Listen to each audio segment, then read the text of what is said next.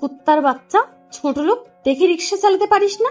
এই তোদের মতো ছোট লোকদের একটাই সমস্যা, রিক্সা চালাতে পারিস না, রিক্সা নিয়ে রাস্তায় নামিস। ছোট লোক কোথাকার, আমার কাপড়টাই নোংরা করে দিল। এই হচ্ছে মন, কোটিপতি বাবার একমাত্র মেয়ে। খুব অহংকারী আর জেদিও বটে। যেটা পেতে চায় প্রয়োজন পড়লে সেটা ছিনিয়ে নিতেও সে দ্বিধা করে না। সরি আপু, আসলে আপু রাস্তাটা তেমন ভালো না, আর আমার শরীরটাও খুবই খারাপ আজকে, তাই রিক্সা সামনে রাখতে পারিনি। এ হচ্ছে রানা, মা বাবা হারা একটা ইতিম ছেলে। সে রিক্সা চালায় আর পাশেই একটা বস্তিতে থাকে, দিন আনে দিন খায়। আপাতত এটাই তার পরিচয়। ওই কুত্তার বাচ্চা, যদি শরীরে খারাপ থাকে তাহলে রিক্সা নিয়ে কেন নেমেছিস? ঘরে বসে থাকলে তো পারিস। আপু ঘরে বসে থাকলেই তো আর পেট চলবে না, তাই অসুস্থ শরীর নিয়েও বের হতে হয়। ওই, আমি কি তোর কাছে এত কিছু শুনতে চেয়েছি? যা সর আমার সামনে থেকে। এটা বলে মন রানাকে ধাক্কা দিয়ে ফেলে চলে গেল। শেষ পর্যন্ত রানাকে রিক্সা ভাড়াটাও দেয়নি মন। মনের ধাক্কা খেয়ে নিচে পড়ে গিয়ে রানার কপালে হালকা কেটে গেল। কাটা জায়গা থেকে রক্ত বের হতে শুরু করলো। রানা তার কাঁধে রাখা গামছাটা দিয়ে কপালটা বেঁধে নিল। তারপর রানা বস্তিতে ফিরে যায়। একে তো আগে থেকেই শরীর খারাপ, আবার রক্ত ঝরছে, এখন যেন শরীর আর চলছেই না। এদিকে মন বাড়িতে চলে গেল। তার আজ আর কলেজে যাওয়া হলো না। বাড়িতে ফিরে সে হনহন করে তার রুমে চলে গেল। মনের এমন বিহেভ দেখে তার মা মমতা বেগম মেয়ের রুমে গেলেন। মন রুমে গিয়ে তার কলেজের ব্যাগ ছুঁড়ে মারল বিছানার উপর। মমতা বেগম বললেন, কি রে, কি হয়েছে? এত রেগে আছিস কেন? আর তোর জামা কাপড়ের এমন অবস্থা কেন? তারপর মন তার মাকে সবকিছু খুলে বলল। মনের মা শুনে বলল, সবই বুঝলাম, কিন্তু তুই এটা ঠিক করিসনি। ছেলেটা রিক্সা চালায়, সে গরিব। গরিবরাও তো মানুষ রে মা, গরিবদের সাথে এমন খারাপ ব্যবহার করতে নেই। ওই ওপরে যিনি আছেন শুধু তিনিই বলতে পারেন যে কখন কি অবস্থায় থাকবে। তুমি এসব নীতি কথা বন্ধ করবে? এমনিতেই কিন্তু আমার মাথা গরম হয়ে আছে। আচ্ছা ঠিক আছে, আর কিছু বলবো না, যা গিয়ে ফ্রেশ হয়ে খেতে আয়। বলেই মমতা বেগম বেরিয়ে গেলেন রুম থেকে। মন যেন হাঁপ ছেড়ে বাঁচলো। সে ফ্রেশ হয়ে নিচে এলো খাবারের জন্য। খাবার খেয়ে রুমে গিয়ে কিছুক্ষণ এফবিতে ঘোরাঘুরি করে ঘুমিয়ে পড়ল। পরদিন তার মায়ের ডাকে ঘুম থেকে উঠে যায়। ঘুম থেকে উঠে প্রথমে কিছু নাস্তা করে নেয়, তারপর বেরিয়ে পড়লো কলেজের উদ্দেশ্যে। আজ সে গাড়ি নিয়ে বেরিয়েছে। মন কলেজে যাবার সময় কাল রানা যেখানে দাঁড়িয়েছিল সেদিকে খেয়াল করে দেখে রানা আজ সেখানে নেই। মন আবারও গাড়ি চালাতে মনোযোগ দিল। সে আর রানার বিষয়ে মাথা ঘামালো না। মন কলেজে পৌঁছে তার বান্ধবীদের কাছে চলে গেল। হঠাৎ করে মনের নজর গেল একটা ছেলের উপর। দেখতে খুবই হ্যান্ডসাম, সুদর্শন, যেমন লম্বা তেমন তার গেটআপ। মন তো তাকে দেখে পুরোই ফিদা। ছেলেটার সাথে কিছু সাঙ্গপাঙ্গ আছে। মন ওর বান্ধবীকে দিয়ে ডেকে জিজ্ঞেস করলো, দিয়া, আই দিয়া। হ্যাঁ, কিছু বলবি? ফকিন্নি, এত সময় ধরে ডাকছি, শুনতে পাস না? হ্যাঁ, কি হয়েছে বল। ওই ছেলেটা কে রে? কোন ছেলেটা? আরে ওই যে দূরে দাঁড়িয়ে আছে, দেখতে কত সুন্দর আর কিউট, তাই না? কি সুন্দর, কিউট? কি বলছিস? পাগলের মতো এসব, মাথা গেছে নাকি? আরে গাধি, আমি ওর উপর ক্রাশ খেয়ে ফেলেছি। বল না, কে ও? আমি জানি না, আজই নতুন দেখছি ওকে এই কলেজে, এর আগে কখনো দেখিনি। কি নাম? ওকে তো আমার চাই। দেখ মন, কারোর উপরটা দেখে এমন কোনো ভুল করিস না যাতে সারা জীবন পস্তাতে হয়, কারণ চকচক করলেই শোনা হয় না। সে নিয়ে তোকে ভাবতে হবে না। কি ভাবছেন ছেলেটাকে? ভাই গল্পের নায়ক নায়িকা তো আছে, এখন একজন ভিলেন তো দরকার নাকি? হ্যাঁ, এই হচ্ছে আমাদের গল্পের ভিলেন। ছেলেটার বাবা মন্ত্রী, আর বাপের সেই ক্ষমতার জোরে অনেক 2 নম্বরই ধান্দা চালিয়ে যাচ্ছে সে। আন্ডারওয়ার্ল্ডে নিজের আধিপত্য বিস্তারের জন্য চেষ্টা করে যাচ্ছে, কিন্তু পারছে না, শুধু একজনের জন্য। আর সে হচ্ছে মাফিয়া কিং মিস্টার ডেভিড। সবাই শুধু মিস্টার ডেভিডের নাম শুনেছে, কিন্তু আজ পর্যন্ত কেউ তাকে দেখতে পায়নি। যে তাকে একবার দেখেছে তাকে মরতে হয়েছে। মন তার ক্রাশ বয়কে নিয়ে ভাবছে, কিন্তু হঠাৎ এমন একজনকে দেখলো যে মনের মাথায় আগুন জ্বলে উঠল। মন দেখলো কলেজের গেট দিয়ে রানা ভেতরে প্রবেশ করছে। মন তো রানাকে দেখে রাগে ফুলছে। রানা মনের কাছাকাছি আসতেই, আয় ছোট লোক, এদিকে আয়। রানা ছোট লোক শব্দটা শুনে থমকে দাঁড়ালো। কে তাকে ছোট লোক বলে ডাক দিল তা দেখার জন্য, কিন্তু রানা তো মনকে দেখে পুরোই অবাক। মনে মনে ভাবতে লাগলো, এই মেয়ে এখানে কেন? না জানি কপালে কি আছে। হে আল্লাহ, সকাল সকাল এই মেয়ের পাল্লায় পড়তে হবে এখন। ওই, তোকে যে ডাকছি তোর কানে কি সেটা যাচ্ছে না, নাকি কানের নিচে একটা দিতে হবে? রানা মুনের দিকে এগিয়ে গেল। জি আপু, কি বলবেন বলুন। তুই এখানে কি করছিস রে ছোট লোক? আসলে আপু, আমি এখানে লেখাপড়া করতে এসেছি। উমা তাই? দেখেছিস দিয়া, ফকিন্নির আবার শখ কত। বলে দুজন হাসতে লাগলো। দিয়া বলল, তুই ওকে চিনিস নাকি? আরে ও তো একটা রিক্সা চালক, তুই দেখে ওকে বুঝতে পারছিস না? দেখছিস না ওর পোশাক কতটা নোংরা? আমার তো দেখেই বমি হচ্ছে এখন। এই ছোট লোক খ্যাত, তুই যা এখান থেকে। রানা সেখান থেকে চলে এলো। আর ওদিকে মুন তার ক্রাশ বয়ের কাছে চলে গেল, হাত বাড়িয়ে দিয়ে বলল, হাই, আমি মুন, তুমি?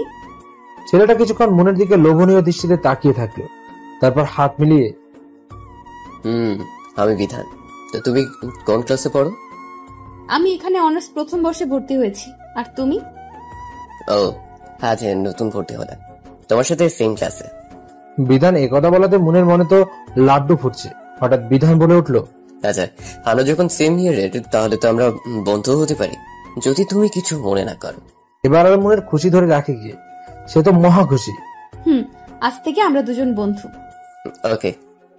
মুনের সাথে কথা বলার সময় বিধান যে মুনকে কুনজরে দেখছিল তা মুন খেয়াল না করলেও দিয়া ঠিকই খেয়াল করেছে। কিন্তু মুন তো বিধানের উপর ফিদা হয়ে গেছে, করে বুঝাবে সে মুনকে। দিয়া এসব ভাবছে, তখন মুন দিয়াকে ডাক দিল। ওই কুত্তি, কি এত ভাবছিস বলতো? সে কখন থেকে ডাকছে আর তোর কোনো হুঁশই নেই, ব্যাপারটা কি? তাকিয়ে দেখলো বিধান আর নেই, সে হয়তো চলে গেছে। না কিছু না, চল ক্লাসে যাই। চল। এরপর দুজনেই একসাথে ক্লাসে চলে গেল। কিন্তু ক্লাসে গিয়ে দেখলো রানা ক্লাসে বসে আছে। দিয়া বলল, কিরে, এই ছেলেটা এখানে কেন? ও কি আমাদের সাথে পড়ে? ছিচি, শেষ পর্যন্ত এই ছিল কপালে। কে যে এসব ছেলেদের কলেজে ভর্তি হওয়ার সুযোগ দেয় বুঝি না। এই বলে তারা তাদের বেঞ্চে বসে পড়ে। তারপর কোনো মতে ক্লাস করে যে যার বাসায় ফিরে গেল। রাত ঠিক 12টা। চারিদিকে ঘুটঘুটে অন্ধকার, জনমানবহীন পরিবেশ।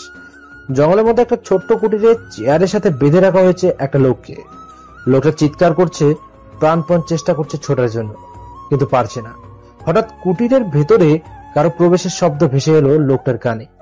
সামনের দিকে তাকিয়ে আবছা আলোয় যাকে দেখলো তাতে তো তার শরীর ভয়ে কাঁপছে। এবার সে বুঝে ফেলেছে যে তার মৃত্যু নিশ্চিত। ভয়ে শরীর থরথর করে কাঁপছে। কাঁপা কাঁপা কণ্ঠে মুখ থেকে বেরিয়ে এলো, ডেভিড, তুমি? হ্যাঁ আমি। কেন, অন্য কাউকে আশা করছিলে জানোয়ারের বাচ্চা? তোকে আমি বলেছিলাম কুত্তার বাচ্চা, তোকে 2 নম্বরই ধান্দা ছেড়ে দিতে, কিন্তু তুই কি করলি? বন্ধ তো করলি না, বরং সাথে আরো নারী শিশু পাচার শুরু করেছিস। আমি ডেভিড বেঁচে থাকতে তোর এত বড় বুকের পাটা যে তুই আমার কথার অবাধ্য হোস, এর শাস্তি তো তোকে পেতেই হবে।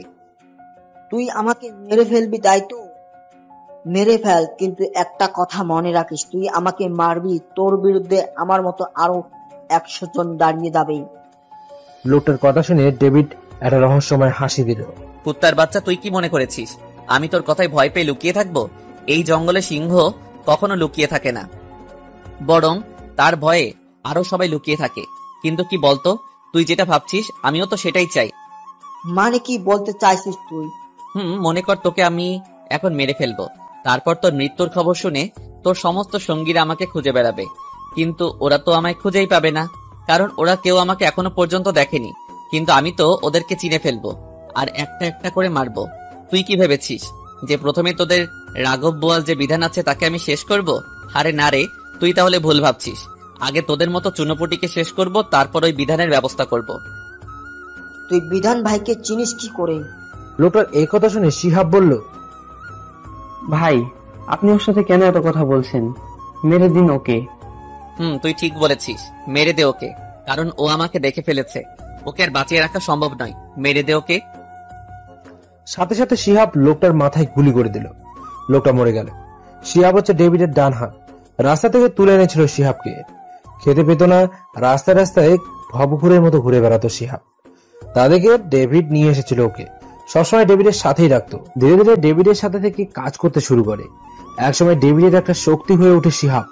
দুজনে একে অপরের ভাইয়ের লাশটা নদীতে ফেলে দে শিহাব।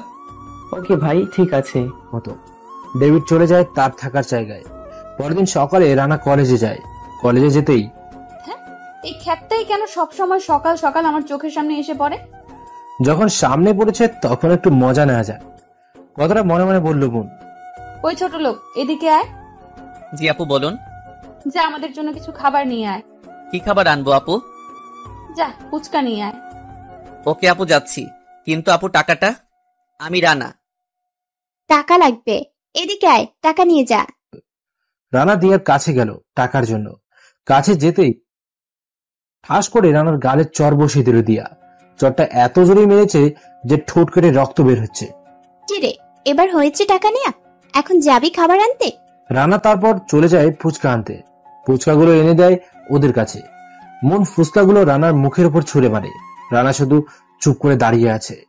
তুই কি করে ভাবলি কুত্তার বাচ্চা যে আমরা তোর টাকায় কেনা ফুচকা খাবো? ছোট লোক কোথাকার, যা সর এখান থেকে। রানা চলে যায় সেখান থেকে, গিয়ে একটা বটগাছের নিচে বসে পড়ে। বসে বসে আনমনে কি যেন ভাবছে সে। হঠাৎ একটা ছেলে এসে রানার পাশে বসলো। হাই, আমি রাহাত। তুমি? আমি রানা। তো তুমি কোন ক্লাসে পড়ো? অনার্স প্রথম বর্ষে। তুমি? Same class. তাহলে আজ থেকে আমরা বন্ধু। ওকে বন্ধু। আমি কলেজে ঢোকার সময় দেখলাম মৌন আর দিয়া তোর সাথে খারাপ আচরণ করছে, কারণটা কি? আরে বাদ দেন এসব, ওরা কত টাকা পয়সাওয়ালা লোক, ওদের তো এসব নিত্যদিনের কাজ। আমাদের মতো গরিব মানুষের সাথে এসব না করলে ওদের দিন ভালো যায় না। তুই প্রতিবাদ করতে পারিসনি? আরে প্রতিবাদ করে কি আরো নিজের বিপদ ডেকে আনবো নাকি? তার থেকে যা করছে তা করতে দেয়াই ভালো। আচ্ছা চল ক্লাসে যাই। দুজনে মিলে ক্লাসের দিকে যাচ্ছিল, তখনই রানার ফোনে কল আসলো। রানা ফোন রিসিভ করলো। ওপাশ থেকে কেউ একজন কিছু কথা বলে ফোনটা কেটে দিল। রানা একটু চিন্তিত হয়ে বলল, সরি রে, আজ আর ক্লাস করতে পারবো না, আমাকে যেতে হবে। ক্লাসটা করে যা, ক্লাস শেষ হলেই না হয় কাজ সেরে নিস। না রে, খুবই গুরুত্বপূর্ণ কাজ পড়ে গেছে, একটা বন্ধু ফোন করেছে, যেতেই হবে। এই বলে রানা চলে গেল সেখান থেকে। আর রাহাত রানার যাওয়ার দিকে তাকিয়ে থাকলো। তারপর বলতে লাগলো, যা রানা যা, আমিও দেখছি তোর কত দূর। ওয়েট কর রানা, তোর জন্য অনেক বড় কিছু অপেক্ষা করছে। অনেক বড় সারপ্রাইজ আছে তোর জন্য, যা তুই কখনো ভাবতেও পারবি না। এটা বলে রাহাত একটা পৈশাসিক হাসি দিল, যে হাসির মাঝে লুকিয়ে আছে হাজারো রহস্য।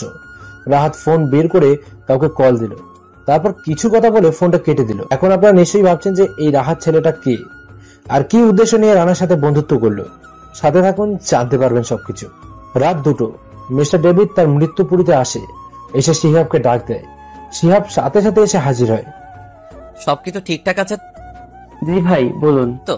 সবাইকে বলে দিয়েছিস যে কি কি করতে হবে? ভাই, সবাইকে নিজ নিজ কাজ বুঝিয়ে দিয়েছি। গুড। এবার সবাইকে বল অপারেশনের জন্য রেডি হতে, আর সবাইকে বলে দিস আমি না বলা পর্যন্ত কোনো অ্যাকশন যেন না নেয় কেউ। ওকে ভাই, ঠিক আছে। তারপর সবাই বেরিয়ে পড়লো অপারেশনের জন্য।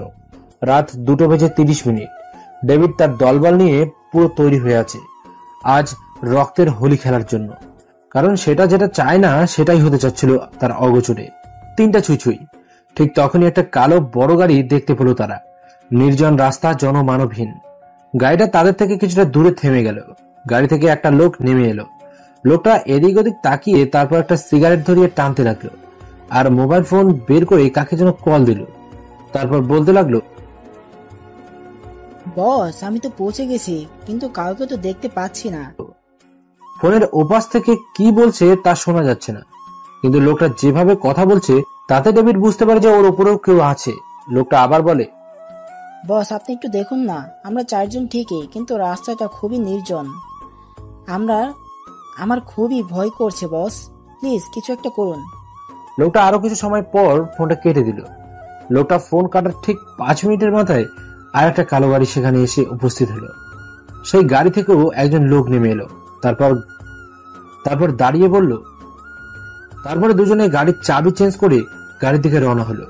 তখনই ডেভিডের নির্দেশ চারদিক থেকে বৃষ্টির মতো গুলি ছুটতে লাগলো সবাই। বিপরীতগামী লোকগুলো কোনো সুযোগই পেল না প্রতিরোধ করার। সবারই স্পট ডেথ হয়ে গেল। ডেভিড তার লোকজনকে নিয়ে গিয়ে গাড়ির তালা ভেঙে গাড়ির দরজা খুললো। গাড়ির দরজা খুলে যা দেখলো তাতে তো ডেভিডের মাথা ঘুরে গেল। দেখলো যে গাড়ির ভেতরে ভর্তি টাকা। এরপর দ্বিতীয় গাড়িটা খুলে ফেললো। সেটা খুলে যা দেখলো তাতে তো তার মাথায় যেন আকাশ ভেঙে পড়লো। মানুষ এতটা নিচে নামতে পারে তা সে ভাবতেও পারেনি। সে জানতো যে আজ এখানে এমনি কিছু হবে, কিন্তু সেটা যে এত পরিমাণ যা তার ধারণার বাইরে ছিল। কারণ গাড়ির ভেতরে পুরো গাড়ি মেয়ে দিয়ে ভর্তি। প্রতিটা মেয়ের বয়স 15 কিংবা 16 বছরের বেশি না। মেয়েগুলো সবাই ভয় পেয়ে আছে। ডেভিডকে দেখে তারা ভয়ে গাড়ির মধ্যে এক জায়গায় জড়সড় হয়ে বসে রইল। ডেভিড ভাবলো সে যদি মেয়েগুলোকে এখন কিছু বলতে যায় তাহলে হিতে বিপরীত হতে পারে। তাই ডেভিড প্রথমে তার লেডি গ্যাংয়ের কিছু মেয়েদেরকে বলে মেয়েগুলোকে স্বাভাবিক করে তুলতে। তারপর ডেভিড সবার পরিবারের কাছে খবর পৌঁছে দেয় মিডিয়ার মাধ্যমে। কিন্তু ডেভিড কারোর সামনে আসে না, সবকিছু করিয়েছে শিহাবকে দিয়ে। কিছুক্ষণের মধ্যেই সবাই এসে মেয়েগুলোকে নিয়ে যায়। ডেভিড তার লোকজনদের নিয়ে সেখান থেকে আসতে যাবে, তখন কেমন যেন একটা আওয়াজ শুনতে পেল।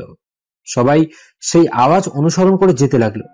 কিছু দূর যেতে দেখতে পেল প্রথমে যে লোকটি গাড়ি নিয়ে এসে রাস্তায় দাঁড়িয়েছিল সেই লোকটি শুয়ে শুয়ে যন্ত্রণায় কাতরাচ্ছে, কারণ তার পায়ে গুলি লেগেছে। ডেভিড তো ভেবেছিল সবাই মারা গেছে, কিন্তু এই তো এখনো জীবিত। ডেভিড মনে মনে ভাবতে লাগলো, যাক ভালোই হলো, এর কাছ থেকে তো অন্তত জানা যাবে যে কে আছে এসবের পিছনে। এটা ভেবে সে লোকটাকে হসপিটালে নিয়ে যায়। ডক্টর লোকটার চিকিৎসা করে, লোকটা সুস্থ হয়। ডেভিডের এসব কাণ্ড একজন বসে বসে তার ল্যাপটপে দেখছে আর হাসছে আর বলছে, ডেভিড, অপেক্ষায় থাক, আমি আসছি তোর জীবনের কাল হয়ে। এই রাজন রাইসন একবার যেটা ভাবে সেটা সে করেই সারে। তোর সাথে আমার অনেক হিসাব যে বাকি রে ডেভিড। আমি আসছি ডেভিড, আমি আসছি।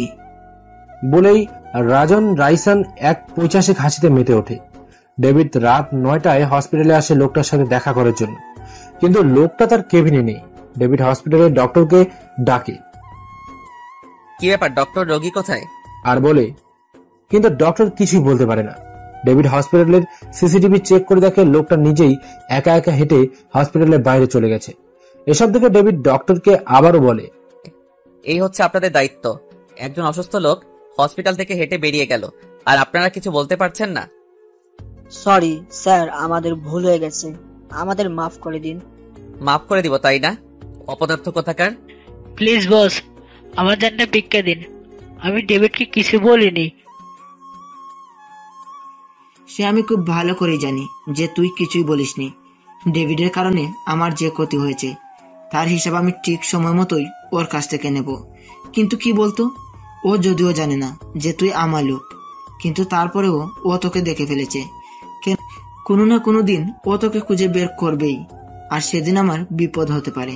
আমি চাই না আমার বিপদকে বাঁচিয়ে রাখতে, তাই যে তোকে মরতেই হবে। আমাকে মারবেন না, আমাকে ছেড়ে দিন। আমি এই দেশ ছেড়ে অন্য দেশে চলে যাব, তবু আমাকে ছেড়ে দিন। লোকটার এমন কাকুতি মিনতি দেখেও রাজন রাইসনের পাথর মনে একটু মায়া হলো না। সে লোকটার মাথায় ঠিক মাঝখানটায় একটা গুলি করে দিল। লোকটার নিষ্প্রাণ দেহটা মাটিতে পড়ে আছে। রাজন রাইসন বলল, সরি রে ইয়ার, তুই আমার জন্য অনেক কাজ করেছিস, কিন্তু কি করব বল, তোকে যদি দেখতে না পেতো তাহলে তুই বেঁচে থাকতি রে। এরপর সে রাহাতকে ডেকে বলল, রাহাত, ওর লাশটা পুঁতে দে। ওকে ভাইয়া, আমি ব্যবস্থা করছি, তুমি কোনো চিন্তা করো না। যা করবি খুব সাবধানে করবি, সবার আড়ালে। ওকে। এরপর সে রাহাতকে ডেকে বলল। এরপর ডেভিড লোকটাকে অনেক খোঁজাখুঁজি করলো, কিন্তু কোনো খোঁজই পেল না। রাত 10টা হসপিটালে লোকটা রাজন রাইসনের পায়ের কাছে হুমড়ি খেয়ে পড়ে আর বলতে লাগে। তারপর রাজন রাইসন চলে যায়। রাহাত লাশটাকে নিয়ে গিয়ে মাটির নিচে পুঁতে ফেলে। কি ভাবছেন রাহাতকে? রাহাত আসলে রাজন রাইসনের আপন ছোট ভাই। ডেভিড লোকটাকে খুঁজে না পেয়ে চলে আসে তার বাসায়। কিছু খেয়ে ঘুমিয়ে পড়ে। পরদিন সকালে রানা কলেজের গেট দিয়ে ঢুকছিল, তখন গেটের এক পাশে তাকিয়ে দেখতে পেল মুন আর বিধান বসে আছে খুবই কাছাকাছি। এটা দেখে রানা এক পাশ সামনে গিয়ে আবার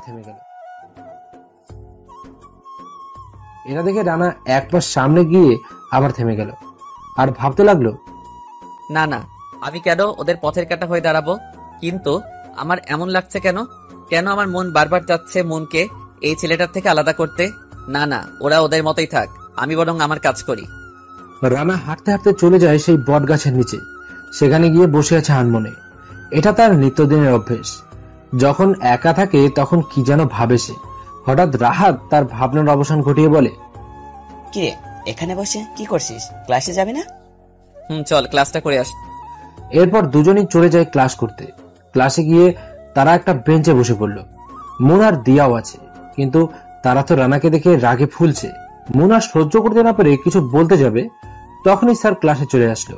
স্যার আসার সাথে সাথেই সবাই নীরব দর্শকের মতো হয়ে গেল। কেউ কোনো কথা বলছে না, শুধু স্যারের লেকচার শুনে যাচ্ছে মন দিয়ে। কিছুক্ষণ পর ছুটির ঘন্টা বেজে গেল। সবাই মিলে রওনা দিল যে যার গন্তব্যের উদ্দেশ্যে। রানাও চলে গেল তার বস্তিতে। এরপর বিকেল বেলা রিক্সা নিয়ে বের হয় রানা। স্ট্যান্ডে বসে আছে সে। হঠাৎ কে যেন তাকে ডাক দিল। কে ডাক দিয়েছে তা দেখার জন্য রানা তাকাতেই দেখে মুন আর বিধান একসাথে দাঁড়িয়ে আছে। ওদের দেখে রানা মাথা নিচু করে দাঁড়িয়ে আছে। মুন বলে ওঠে, দেখো দেখো, ছোট লোকটার মুখের অবস্থা তো দেখো একবার। কোথায় যাবেন সাহেব? সামনের পার্কে নিয়ে চল আমাদের। আচ্ছা ঠিক আছে, উঠুন। মুন আর বিধান দুজনেই রিক্সায় উঠে বসে পড়ল। রানা রিক্সা চালাতে লাগলো, কিন্তু বিপত্তি বাঁধলো কিছুক্ষণ পরে। হঠাৎ মুন রানার সিটের উপর পা তুলে বসে রইল। রানা না পারছে বসতে, না পারছে বলতে, শুধু রিক্সা চালাচ্ছে আর রাগে শরীর কাঁপছে। অবশেষে রানা ওদের দুজনকে পার্কের সামনে নামিয়ে দিয়ে চলে আসে। এদিকে ডেভিড হাসপাতালে সেই লোকটাকে খুঁজে না পেয়ে নিজের রুমে পায়চারি করে বেড়াচ্ছে। তখনই শিহাব আসে। হ্যাঁ শিয়া, বল, কোনো খবর পেলি কি ওর? ভাই, ওর তো কোনো খবর পাইনি, কিন্তু এটা নিশ্চিত যে ওকে কিডন্যাপ করা হয়েছে। তুই কিভাবে বুঝতে পারলি যে ওকে কিডন্যাপ করা হয়েছে? ভাই, আমি হসপিটালের আশেপাশে সিসিটিভি গুলো চেক করেছি, আর সিসিটিভি ফুটেজে দেখতে পেয়েছি হসপিটাল থেকে কিছু দূরে লোকটাকে একটা কালো গাড়ি এসে উঠিয়ে নিয়ে গেছে। গাড়িটাতে 7 থেকে 8 জন লোক ছিল। চিনতে পেরেছিস ওদের কাউকে? না ভাই, ওখানেই তো সমস্যা। মানে? ওরা সবাই কালো কাপড় দিয়ে মুখ ঢাকা ছিল। তবে একটা বিষয় ভাই, ওদের পোশাকগুলো একদম একই রকম, সবার গায়ে একই ধরনের পোশাক। আর ওরা কাজটা খুব দ্রুত করেছে, তাই কেউ বুঝতেও পারেনি। প্রথমে ওকে অজ্ঞান করেছে, তারপর গাড়িতে করে নিয়ে চলে গেছে। শিহাব, তুই এক কাজ কর, গাড়িটা কার নামে রেজিস্ট্রেশন করা সেটা খুঁজে বের কর। ওকে ভাই, আমি দেখছি, আপনি নিশ্চিন্ত থাকুন। এটা বলে শিহাব সেখান থেকে চলে যায়। আর ডেভিড ভাবতে লাগে, নিশ্চয়ই কোনো বড় ধরনের ষড়যন্ত্র চলছে, নিশ্চয়ই কোনো বড় ধরনের ধামাকা হতে চলেছে দেশে। কিছু তো একটা করতেই হবে। পরদিন সকালে কলেজে রানা আর রাহাত বসে আছে। রানা আগের মতোই নিশ্চুপ হয়ে বসে আছে, কোনো কথাই বলছে না। কোনো উপায় না পেয়ে রাহাত বলে, কিরে, তোর সমস্যা কোথায় বলতো? তোকে যখনই দেখি তখনই কি যেন ভাবছিস। কি ভাবছিস এত, বলতো? না কিছু না, এমনি ভালো লাগছে না। চল ক্লাসে যাই, ক্লাসের সময় হয়ে গেছে। তুই যা, আমি আসতেছি। আচ্ছা ঠিক আছে, তাড়াতাড়ি আসিস। রানা সেখান থেকে চলে যায়। রাহাত কাকে যেন ফোন দিল। ফোনের অপর পাশ থেকে একটা লোক রিসিভ করে বলল, হে রাহাত, বল। আমার মাথায় কিছু ঢুকছে না, আমি কি করব? ও তো শুধু আমার সাথে বন্ধুত্ব করছে, কিন্তু এখন পর্যন্ত ওর মনে আমি জায়গা করতে পারিনি। কোনো কথাই বের করতে পারছি না ওর কাছ থেকে। কিছু জিজ্ঞেস করার আগেই এড়িয়ে যায়। কিভাবে কি করব ভেবে পাচ্ছি না। যেভাবেই হোক ওর পিছু তুই ছাড়বি না। আর হে, ও যেন তোকে কোনোভাবেই সন্দেহ না করে, তাহলে কিন্তু অনেক বড় বিপদ হবে। এমনটা তো আমি হতেই দেব না। আর যদি কখনো এমনটা হয়, আমাকে ও কিছু করার আগেই আমি ওর ব্যবস্থা করব। এ নিয়ে তোকে ভাবতে হবে না। রাহাত এসব বলছে, কিন্তু রাহাতের এসব কথা আড়াল থেকে কেউ একজন শুনে ফেলেছে। অবশ্য সেই লোকটা ফোনের অপর পাশের ব্যক্তির কোনো কথাই শুনতে পায়নি, কিন্তু রাহাতের সমস্ত কথা সে শুনতে পেয়েছে। রাহাতের কথা শুনে তো তার পায়ের রক্ত মাথায় উঠে গেল। রাগে তার চোখ রক্তের মতো লাল হয়ে গেছে। সে রাহাতকে পারলে এখনই মেরে দেয়, কিন্তু সে সেটা এখন করতে চায় না, কারণ তাহলে সে তার সমস্ত সাজানো প্ল্যান নষ্ট হয়ে যাবে। তাই নিজের রাগটাকে কোনো মতে সংযত করে সেখান থেকে চলে গেল। কিন্তু রাহাত এসবের কিছুই বুঝতেও পারেনি। সে তার কথাগুলো কেউ একজন শুনে নিয়েছে। রাহাত ক্লাসে গিয়ে দেখলো রানা ক্লাসে বসে আছে, একদম চুপ করে। কিরে, কি করছিস? রাহাতের কথা শুনে রানা একটু ঘাবড়ে যায় আর আমতা আমতা করে বলে, না কি আর করবো, বসে আছি। ওরা কথা বলছিল। ঠিক তখনই ক্লাসের স্যার এসে উপস্থিত হলো। সবাই স্যারকে দেখে একদম নিশ্চুপ হয়ে গেল, কারণ আজ প্রিন্সিপাল স্যার নিজে এসেছেন ক্লাসে, সাথে একটা সুন্দরী মেয়ে। রাহাত তো তাকে দেখে হা করে তাকিয়ে আছে। মেয়েটা যেমন লম্বা তেমনই সুন্দরী, আর কোমর অব্দি চুল, দেখতে খুব স্মার্ট। তো হা করে তাকিয়ে থাকাটা তো কোনো অপরাধের না, তাই না? রানা রাহাতের এই অবস্থা দেখে বলল, ওই শালা মুখ বন্ধ কর, মুখে মাছি যাবে। রাহাত সাথে সাথে মুখ বন্ধ করে নেয়। আর মাথা চুলকাতে থাকে। স্যার বললেন, হ্যালো স্টুডেন্ট, এর নাম রিয়া। আজ থেকে তোমাদের নতুন বন্ধু। তোমরা সকলেই এর সাথে পরিচিত হয়ে নাও। এই বলে স্যার চলে গেলেন। রিয়া রানা আর রাহাতের দিকে তাকালো, তারপর তাদের কাছে গিয়ে বসে পড়ল। রিয়ার হঠাৎ এমন বিহেভ রানার কেমন যেন একটু খটকা লাগলো। রিয়া রানা আর রাহাতের দিকে হাত বাড়িয়ে বলে, হাই, আমি কি তোমাদের সাথে বন্ধুত্ব করতে পারি? এবার রানার অবাকের মাত্রাটা আরো বেড়ে গেল, কারণ রিয়া আর রাহাত কেমন যেন চোখের ইশারায় কথা বলছিল, কিন্তু সেটা রানা বুঝতে পেরে যায়। রানা এসব নিয়ে চিন্তা করছে, তখন রিয়া বলে, কি ব্যাপার, তুমি কি ভাবছো? তুমি তোমার পরিচয় দিবে না আর বন্ধু করবে না আমার সাথে? রিয়ার কথায় রানা চিন্তার জগৎ থেকে বেরিয়ে আসে আর আমতা আমতা করে বলে, আমি রানা, আজ থেকে আমরা বন্ধু। রানার অনিচ্ছা সত্ত্বেও রিয়ার সাথে বন্ধুত্ব করলো। তার অবশ্য একটা কারণ আছে, সেটা পরে জানতে পারবেন। এরপর রানা তার বস্তির উদ্দেশ্যে চলে যায়। আর এদিকে রাহাত রিয়ার কথোপকথন। মনে রেখো, ও যেন কোনোভাবেই জানতে না পারে যে আমরা পূর্ব পরিচিত, তাহলে সবকিছু শেষ হয়ে যাবে। ও যদি একবার জানতে পারে আমাদের আসল পরিচয়, তাহলে আমাদেরও বাঁচতে দেবে না। বুঝতে পারছি। তুমি শুধু দেখে যাও, এমন অভিনয় করবো যে কোনোভাবেই বুঝতে পারবে না আমাদের আসল উদ্দেশ্য। আর আমাদের উদ্দেশ্য সফল হওয়ার জন্য যা যা করা দরকার আমি তাই করব। এখন তুমি চলে যাও। ওকে, যাচ্ছি। তারপর রিয়া আর রাহাত চলে যায় তাদের বাড়িতে। আর এদিকে কেউ একজন ওদের দুজনের সমস্ত কথা শুনে রেকর্ড করে রেখে দিয়েছে। তারপর একটা মুচকে হাসি দিয়ে সেখান থেকে চলে যায়। এদিকে ডেভিডকে শিহাব ফোন করে। ডেভিড ফোন রিসিভ করার পর, ভাই, সেই গাড়িটার ব্যাপারে আমি খোঁজ নিয়েছিলাম, কিন্তু কি হয়েছে? আসলে ভাই, এই গাড়ি যার নামে রেজিস্ট্রেশন করা, সে আজ থেকে 2 বছর আগেই মারা গেছেন। আর ওই লোকগুলো সেই সুযোগটারই কাজে লাগিয়েছে। গাড়িটা চুরি করে নিয়ে তারা তাদের কাজ হাসিল করেছে। যার নামে গাড়িটা রেজিস্ট্রেশন করা, তারপরে লোকের কাছ থেকেই জানতে পেরেছি গাড়িটা চুরি হয়েছিল হসপিটালের লোকটা কিডন্যাপ হওয়ার ঠিক একদিন আগেই। ভাই, আচ্ছা তাই নাকি? তুই খোঁজ নিয়ে দেখ গাড়িটা এখন কোথায় আছে।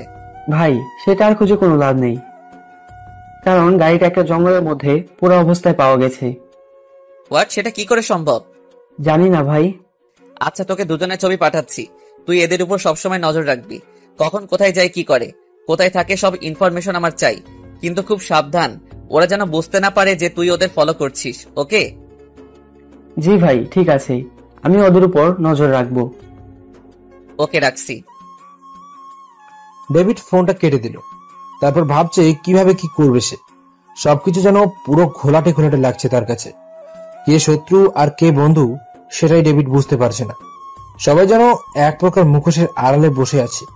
তারপর হঠাৎ ডেভিডের মাথায় একটা প্ল্যান আসে, আর সেই প্ল্যান অনুযায়ী কাজ করতে শুরু করলো।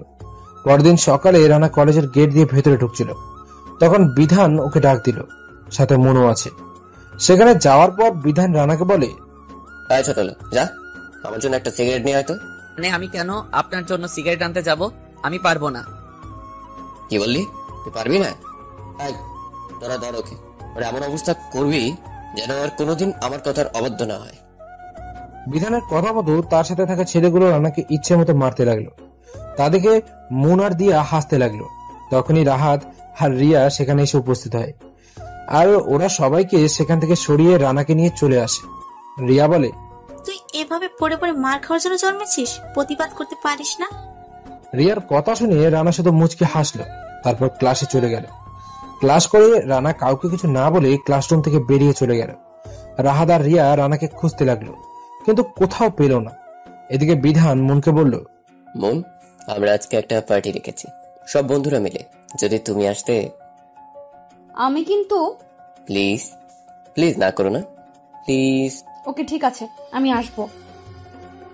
মন বিধানের কথা রাজি হয়ে গেল, কারণ মন তো বিধানকে সেই কবে থেকেই ভালোবেসে ফেলেছে।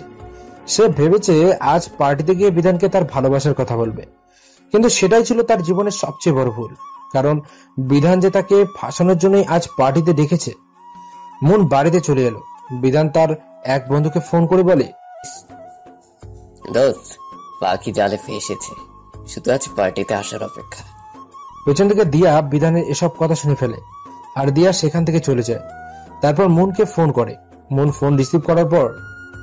হ্যাঁ দিয়া, এ সময় ফোন দিলে যে বড়, কিছু বলবি কি? আসলে তোকে কিভাবে যে বলি কথাটা, তুই বিশ্বাস করবি কিনা জানি না। ওই কুত্তি, এত প্যাচাল না পেরে বল কি জন্য ফোন করেছিস? তুই কি বিধানের পার্টিতে যাওয়ার কথা বলেছিস? কিন্তু কেন? তুই যাস না রে দোস্ত, তোর বিপদ হবে। বিপদ হবে মানে? কিসের বিপদ? এরপর দিয়া মনকে সবকিছু খুলে বলল, কিন্তু মন দিয়ার কোনো কথাই শুনলো না, আর দিয়াকে অনেক কথা বলল। মন দিয়াকে বলে, দেখ, আমি খুব ভালো করে জানি বিধান এমন ছেলে নয়। মন, তুই বিধানকে চিনিস না, ও একটা। ব্যাস দিয়া, তুই আর কিছু বলবি না। আমি জানি তুই বিধানকে মোটেও সহ্য করতে পারিস না, সেই প্রথম দিন থেকেই। তাই বলে তুই ওর নামে যা বলবি আমি তাই মেনে নেব? তুই যদি এমনটা ভাবিস বা ভেবে থাকিস তাহলে ভুল ভেবেছিস।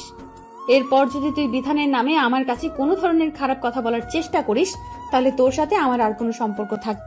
ওকে, বাই। এই বলে মন ফোনটা কেটে দিল। দিয়া ভেবে পাচ্ছে না যে সে কি করবে এবার। সময় যত যাচ্ছে মনের বিপদ ততই ঘনিয়ে আসছে।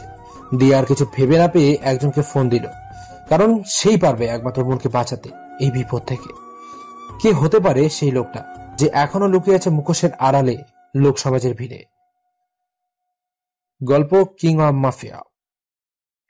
দিয়া লোকটাকে ফোন দিল। লোকটা ফোন রিসিভ করতেই দিয়া বলে ওঠে, তুমি ওকে বাঁচাও প্লিজ, না হলে ওর অনেক বড় ক্ষতি হয়ে যাবে। ও আজ বিধানের দেওয়া পার্টিতে গেলে ওর অনেক বড় সর্বনাশ হয়ে যাবে। সরি, আমি ওকে বাঁচাতে পারবো না। তুমি না ওকে ভালোবাসো? ওর এত বড় ক্ষতি তুমি হতে দেবে? হ্যাঁ, ভালোবাসতাম, কিন্তু সেটা ওর মতো কোনো অহংকারী মেয়েকে নয়। ওর মতো অহংকারী মেয়ের এমন অবস্থায় হওয়া উচিত। কি বলছো তুমি এগুলো? তুমি ঠিক আছো তো? আমি জানি তুমি এখনো ওকে ভালোবাসো, তো দয়া করে ওকে শয়তানটার হাত থেকে বাঁচিয়ে নাও। সরি, তুমি আমাকে এই বিষয় নিয়ে আর কোনো ফোন দিবে না, ওকে? তুমি একটা পাষাণ, না হলে নিজের ভালোবাসার মানুষের এমন বিপদের কথা শুনে এমন কথা কেউ বলে? দিয়ার কথা শুনে লোকটা হাসতে শুরু করলো। কি ব্যাপার, তুমি হাসছো কেন? তুমি কি ভেবেছো আমি এত সহজে ওকে আমার মন থেকে মুছে ফেলবো? তুমি আমাকে ফোন করে বলার সাথে সাথে আমি লোক পাঠিয়ে দিয়েছি, আর সময় মতো আমিও সেখানে উপস্থিত হব। বুঝতে পেরেছো? লোকটার কথা শুনে দিয়া একটা শান্তির নিঃশ্বাস ফেললো। তোমাকে কি বলে যে ধন্যবাদ দেব সেই ভাষা আমার জানা নেই। আরে, আমি আমার ভালোবাসার মানুষকে বাঁচানোর জন্য এসব করছি, তো এতে ধন্যবাদ দিচ্ছ কেন? আমার সব থেকে কাছের বান্ধবীকে বাঁচাচ্ছ তাই। ও তাই? তারপর দিয়া ফোনটা কেটে দিল আর মনে মনে বলতে লাগলো, শুধু আমি জানি তুমি মনকে ভালোবাসো, কিন্তু মন তো সেটা জানে না। যেদিন জানবে সেদিন যে কি হবে কে জানে। মন রাত 10টায় পার্টিতে এসে পৌঁছল, কিন্তু পার্টিতে এসে যা দেখলো সবাই মাস্ক পরে, শুধু বিধান ছাড়া। সে সোজা বিধানের কাছে চলে যায়, গিয়ে বিধানকে বলে, বিধান, তোমার সাথে আমার কিছু কথা আছে। তোমার একটু সময় হবে কি শোনা? আমারও তোমার সাথে কিছু কথা আছে, পরে বলবনি। তখন তোমার কথাগুলো বলো। ঠিক আছে, তখনই বলবো। ঠিক আছে, চলো। মনের যেন আর তর্স হয়েছে না, ব্যাকুল হয়ে আছে বিধানকে তার ভালোবাসার কথা বলার জন্য। বিধান মনকে বলল, মন আজ অনেক খুশি। মন ভাবছে বিধান তাকে কি বলবে, তাহলে বিধানও কি তাকে আজ ভালোবাসার কথা বলবে? যদি এমনটাই হয় তাহলে মন সত্যি পাগল হয়ে যাবে। মন এসব ভাবছে, আর অন্যদিকে বিধান মনে মনে শয়তানি হাসি আসছে। এদিকে সেই লোকটা তার পাঠানো ছেলেগুলোর মধ্যে একটা ছেলেকে ফোন বের করে কল বলল, কিরে, পার্টি শেষ হতে আর কতক্ষণ? এই তো ভাই, আর কিছুক্ষণের মধ্যে শেষ হয়ে যাবে। আপনি কোথায় এখন? গেটের সামনে দাঁড়িয়ে আছি। পার্টি শেষ হলে আমাকে জানাবি, ওকে? আর মন, বিধান যেন তোদের চোখের আড়াল না হয়। ফোনের লাইন চালু রেখে দে, তাহলে কোনো সমস্যা হলে আমাকে সাথে সাথে জানাতে পারবি। ওকে ভাই, ঠিক আছে। মন, একটু ওই রুমে আসবে, কিছু কথা আছে তোমার সাথে। ঠিক আছে, চলো। না, আমি আগে যাব, তারপর তুমি যাবে। কেন? আমি তোমার সাথে গেলেই তো হলো, তাই না? না, তোমার জন্য একটা সারপ্রাইজের ব্যবস্থা করেছি, তাই আমি আগে যাব, তারপর তুমি। তোমাকে ওয়েলকাম করতে হবে না। ঠিক আছে, তুমি যাও। ঠিক আছে, ঠিক 5 মিনিট পরে রুমে আসবে। ওকে। মন আজ খুব খুশি। সে তার ভালোবাসার মানুষকে ভালোবাসার কথা বলবে, আপন করে নেবে। কিন্তু মন এটা ভেবে এক্সাইটেড যে বিধান তাকে কি বলবে, কি সারপ্রাইজ দেবে। আর এদিকে বিধান মনে মনে, মন, এতদিন ধরে আমি যে সুযোগটার অপেক্ষায় ছিলাম সেটা আজকে পেয়েছি। এই সুযোগটা আমি কোনো মতেই হাতছাড়া করব না। তুমি ভাবতেও পারবে না মন, তোমার সাথে আজ কি হতে চলেছে। আজকের পর এই দুনিয়ায় বেঁচে থাকতেও তোমার ঘৃণা করবে। তুমি আমার থেকে আমার প্রিয় মানুষটাকে দূরে সরিয়ে দিয়েছো, তার সাথে তো তোমাকে ভোগ করতেই হবে। এটা বলে বিধান পৈশাসিক হাসিতে মেতে উঠল। অন্যদিকে সেই অজানা লোকটাকে ছেলেটা ফোন করলো। লোকটা ফোন রিসিভ করে, হ্যাঁ বল, কি খবর? ভাই, বিধান ভাবিকে রুমে যেতে বলেছে কি নাকি সারপ্রাইজ দিবে। 5 মিনিট পরে ভাবি রুমে যাবে। বাড়িতে কে কে আছে এখন? পার্টি শেষ তো, সবাই চলে গেছে। এখন শুধু বিধান আর ওর বন্ধু আর ভাবি আছে। তোরা এক কাজ কর, মুনের পিছু পিছু যা, কিন্তু রুমের ভিতরে কেউ যাবি না। দরজার সামনে দাঁড়িয়ে থাকবি, আমি আসছি। ঠিক 5 মিনিট পর মন পা বাড়ালো রুমের দিকে। তার পেছনে বিধানের বন্ধুও ছিল, আর ওদের পেছন পেছনে ছেলেগুলো। মন রুমের সামনে গিয়ে দরজায় ধাক্কা দিতেই দরজা খুলে গেল। কিন্তু রুমের ভিতরে অন্ধকার, সামনে কিছুই দেখা যাচ্ছে না। আর সেই সুযোগে বিধানের বন্ধুগুলো রুমের ভেতরে অন্ধকার লুকিয়ে পড়ল। তেমন বুঝতেও পারেনি। মন রুমে অন্ধকার দেখে বিধানকে ডাকতে লাগলো, বিধান, বিধান, কোথায় তুমি? রুমে এত অন্ধকার কেন? কি হলো? কথা বলছো না কেন? কোথায় তুমি? মন বিধানকে ডেকে চলেছে, কিন্তু বিধানের কোনো সাড়া শব্দ নেই। হঠাৎ করে দরজা বন্ধ হয়ে গেল। এবার মনে ভয় লাগতে শুরু করলো। মন ভয়ে কাঁপা কাঁপা গলায় বলল, বিধান দেখো, আমার খুব ভয় করছে অন্ধকারে, প্লিজ বাইরে আসো। হঠাৎ রুমের লাইটগুলো জ্বলে উঠলো। লাইটের আলোতে মন দেখতে পেল তার সামনে একটা লোক উল্টো দিক হয়ে দাঁড়িয়ে আছে। মন ভাবলো হয়তো বিধান, কারণ লোকটা বিধানের মতো পোশাক পরে দাঁড়িয়ে আছে। কিন্তু তার ভাবনা যে ভুল ছিল সেটা ভাবতেও পারেনি। মন গিয়ে বিধান ভেবে লোকটার পিছন থেকে জড়িয়ে ধরলো আর বলতে লাগলো, প্লিজ বিধান, আই লাভ ইউ বিধান, আই রিয়েলি লাভ ইউ, খুব ভালোবাসি তোমায়, খুব। লোকটা বলল, জানি তো আমিও তোমায় খুব ভালোবাসি। এবার মন খুশিতে আরো শক্ত করে জড়িয়ে ধরলো। মন তখনও বুঝতে পারেনি যে এটা বিধান নয়। লোকটা সামনের দিকে ঘুরে মনকে জড়িয়ে ধরে রাখলো। মন তখনও খেয়াল করেনি যে এ অন্য কেউ, কারণ সে লোকটার বুকে মাথা রেখে আছে। সে বিধান ভেবে লজ্জায় মুখ তুলতে পারছে না। তুমি না বললে কি যেন সারপ্রাইজ দিবে? কই দাও।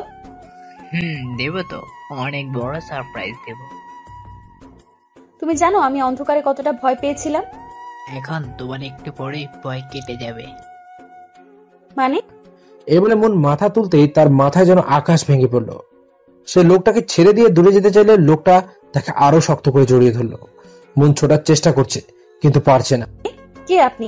ছাড়ুন আমায়। বিধান কোথায়? আমি বিধানের কাছে যাব। কোল বেবি কোল, টেনশন নিও না। বিধান আমার বন্ধু, আর আমার বন্ধুকেও ভালোবাসবে, আমাকেও ভালোবাসবে। মানে? হ্যাঁ, তুমি বিধানকে ভালোবাসো আর আমাকেও ভালোবাসবে, সমস্যা কোথায়?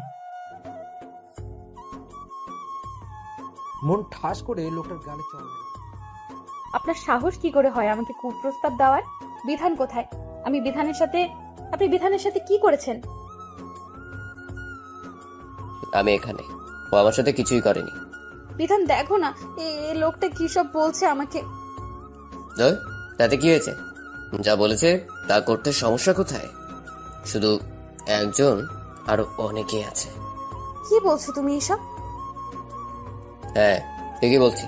হাই, তোরা সবাই বেরিয়ে আয়। বিধানের ডাক শুনে আড়াল থেকে আরো 4-5টা ছেলে বেরিয়ে এলো। বিধান এসব কি? প্লিজ বলো না তুমি আমার সাথে এগুলো মজা করছো। বিশ্বাস করো বিধান, আমি খুব ভালোবাসি তোমায়, এমনটা করো না আমার সাথে। ভালোবাসা মাই ফুট। অনেকদিন, হ্যাঁ অনেকদিন ধরে আমি সুযোগের অপেক্ষায় ছিলাম, আর সেই সুযোগ পেয়েও আমি হাতছাড়া করব? তুই আমার যে ক্ষতি করেছিস তার ফল তো তোকে ভোগ করতেই হবে। মানে কিসের ক্ষতি করেছি আমি তোমার? জানতে চাস কি ক্ষতি করেছিস তুই আমার? শোন তবে, বিধানের কথা মনে আছে তোর? কোন বিধানের কথা বলছো তুমি? তোর সাথে একই ক্লাসে পড়তো, সবসময় তোর সাথেই থাকতো। হ্যাঁ মনে আছে, ও তো আমার বন্ধু ছিল, কিন্তু হঠাৎ করে ওর সাথে সব ধরনের যোগাযোগ বন্ধ হয়ে যায়। এরপর আমি ওকে অনেক খুঁজেছি কিন্তু পাইনি। খুঁজে পাবি কি করে? থাকলে না পাবি।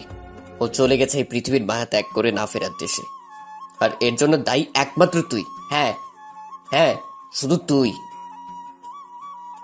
ওর সাথে তোমার কি সম্পর্ক? মনের কথা শুনে বিধানের রাগটা যেন আরো বেড়ে গেল। সে মনকে ঠাস করে একটা চর মারল। জানতে চাস ওর সাথে আমার কি সম্পর্ক? আমার ভাই, হ্যাঁ আমার একমাত্র ছোট ভাই ছিল। হোয়াট? কি বলছো তুমি এসব? তাহলে ও মারা গেল কিভাবে? আর এতে আমার দোষটা কোথায়? মনের কথা শুনে বিধানের রাগটা যেন আরো বেড়ে গেল। সে মনকে ঠাস করে একটা চর মারল। এবার চরটা এত জোরে মেরেছে যে ঠোঁট কেটে রক্ত বেরোচ্ছে। বিধান মনকে বলতে লাগলো, আমি আর বিহান দুই ভাই। আমি যদি অন্ধকার জগতের বাসিন্দা একজন খারাপ মানুষ। মেয়েদের ফাঁসানোটাই ছিল আমার কাজ। মেয়েদেরকে ফাঁসিয়ে প্রথমে তাদের সর্বনাশ করতাম, এরপর ওদের বাহির রাষ্ট্রে পাচার করে দিতাম। এখন এইসবই করি, কিন্তু তোকে আমি চিনতাম না। তোর জীবনের কাল তুই নিজেই ডেকে এনেছিস। তার মানে এ দেশে থেকে বিদেশে যত নারী পাচার করা হচ্ছে এসব তুমিই করো? হ্যাঁ করি, কিন্তু আমাদের উপরে আরো একজন আছে। তাকে অবশ্য আমি এখনো দেখিনি। এসব কথা তোকে বলে লাভ নেই। যদিও আমি কালো দুনিয়ার মানুষ, নিজের আখের গুছানোর জন্য আমি সব করতে পারি, কিন্তু আমার ভাইটা ছিল একদম মাটির মানুষ। বাইরের জগৎ সম্পর্কেও কিছুই বুঝতো না। একদম সাদাসিধে একটা ছেলে ছিল। আমাকে বলেছিল তোর সাথে বন্ধু হওয়ার পর ও নিজেকে পরিবর্তন করতে শিখেছে। ধীরে ধীরে তোকে ভালোবাসতেও শুরু করেছিল, কিন্তু তোকে বলতে পারিনি। মনে আছে তোদের কলেজে যেদিন সাংস্কৃতিক অনুষ্ঠান হওয়ার কথা ছিল সেদিনের কথা? বিধানের কথা শুনে মন ডুব দিল অতীতের পাতায়। অতীত, আজ কলেজে সাংস্কৃতিক অনুষ্ঠান। মোনার তার বান্ধবী মল্লিকা মালতী বসে আছে ছোট্ট বটগাছটার নিচে। হঠাৎ তারা দেখতে পেল গেটের কাছে একটা ছেলে একজন বৃদ্ধ ভিক্ষুককে কিছু খাবারের টাকা দিল। ছেলেটা দেখতে অনেক সুন্দর আর স্মার্ট, কিন্তু একদম সাদা মনের মানুষ। মল্লিকা তো ছেলেটার দিকে তাকিয়ে আছে। মন মল্লিকাকে সেই কখন থেকে ডাকছে, কিন্তু মল্লিকা তো সেই ছেলেটাকে দেখতে ব্যস্ত। মন আর না পেরে মল্লিকার মাথায় চাটা মারে।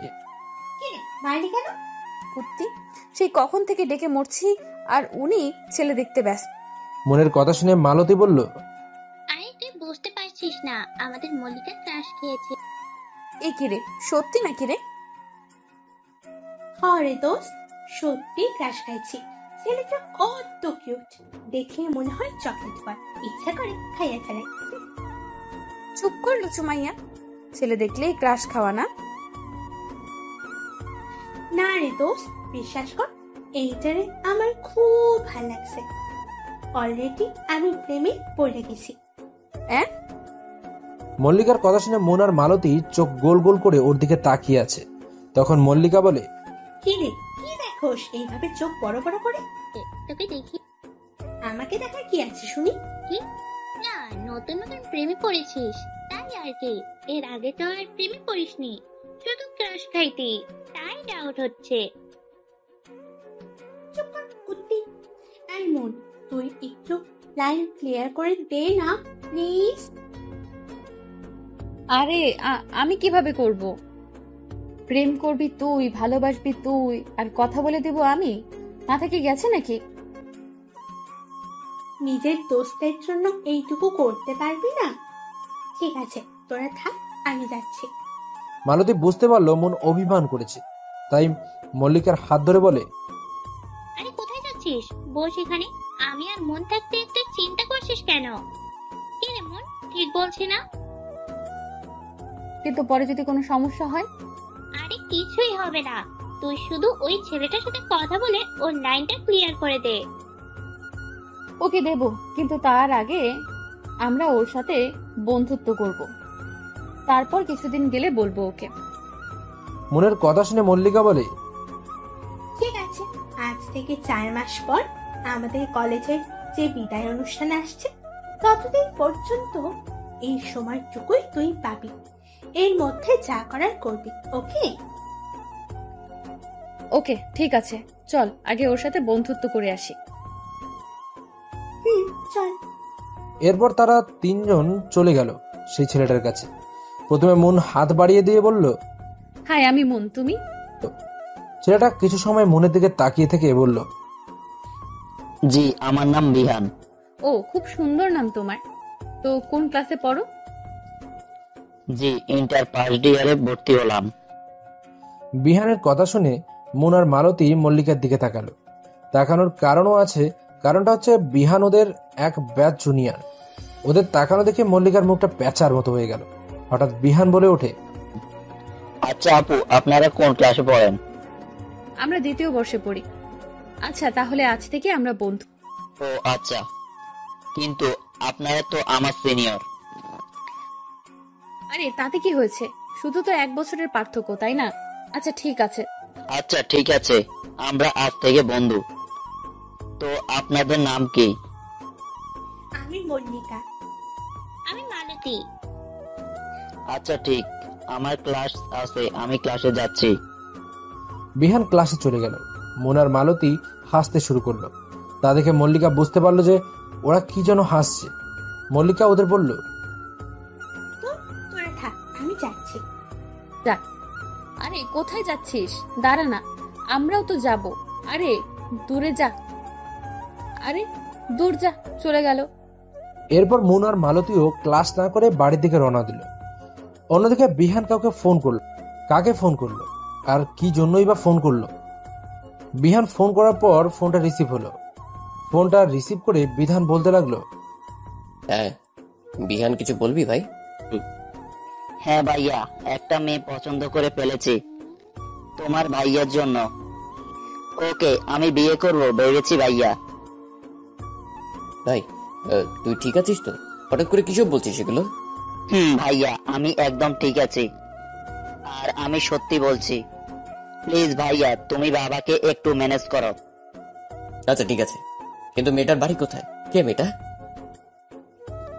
এত কিছু জানি না ভাই, তবে আমি খোঁজ নিয়ে তোমাকে জানাবো, কেমন?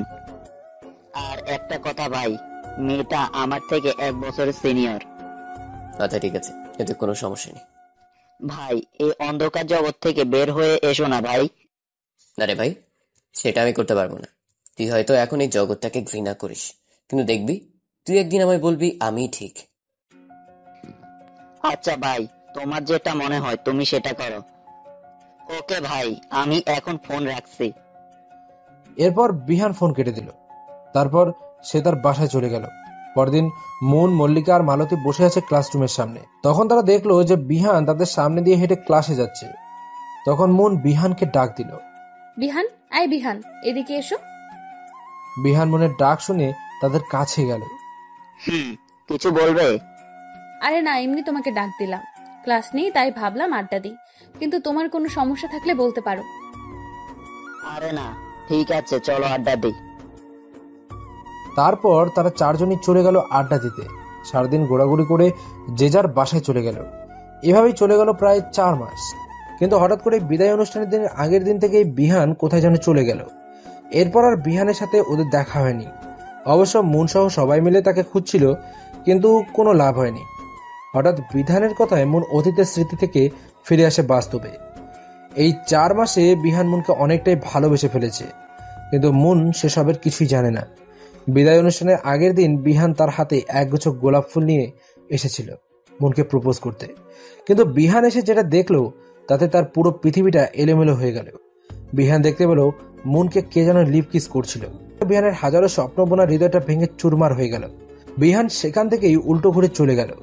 বিহানের আজ পর্যন্ত কোনো মেয়েকে এতটা ভালো লাগেনি, শুধু মুনকেই সে ভালোবেসেছিল।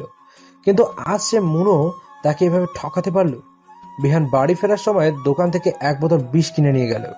সে তার বাড়িতে গিয়ে প্রথমে বিষ পান করে পুরো বোতল খালি করে ফেলে। তারপর বিধানকে ফোন দেয় আর বলে, ভাই, তুমি না বলেছিলে আমি একদিন ভুল প্রমাণিত হব?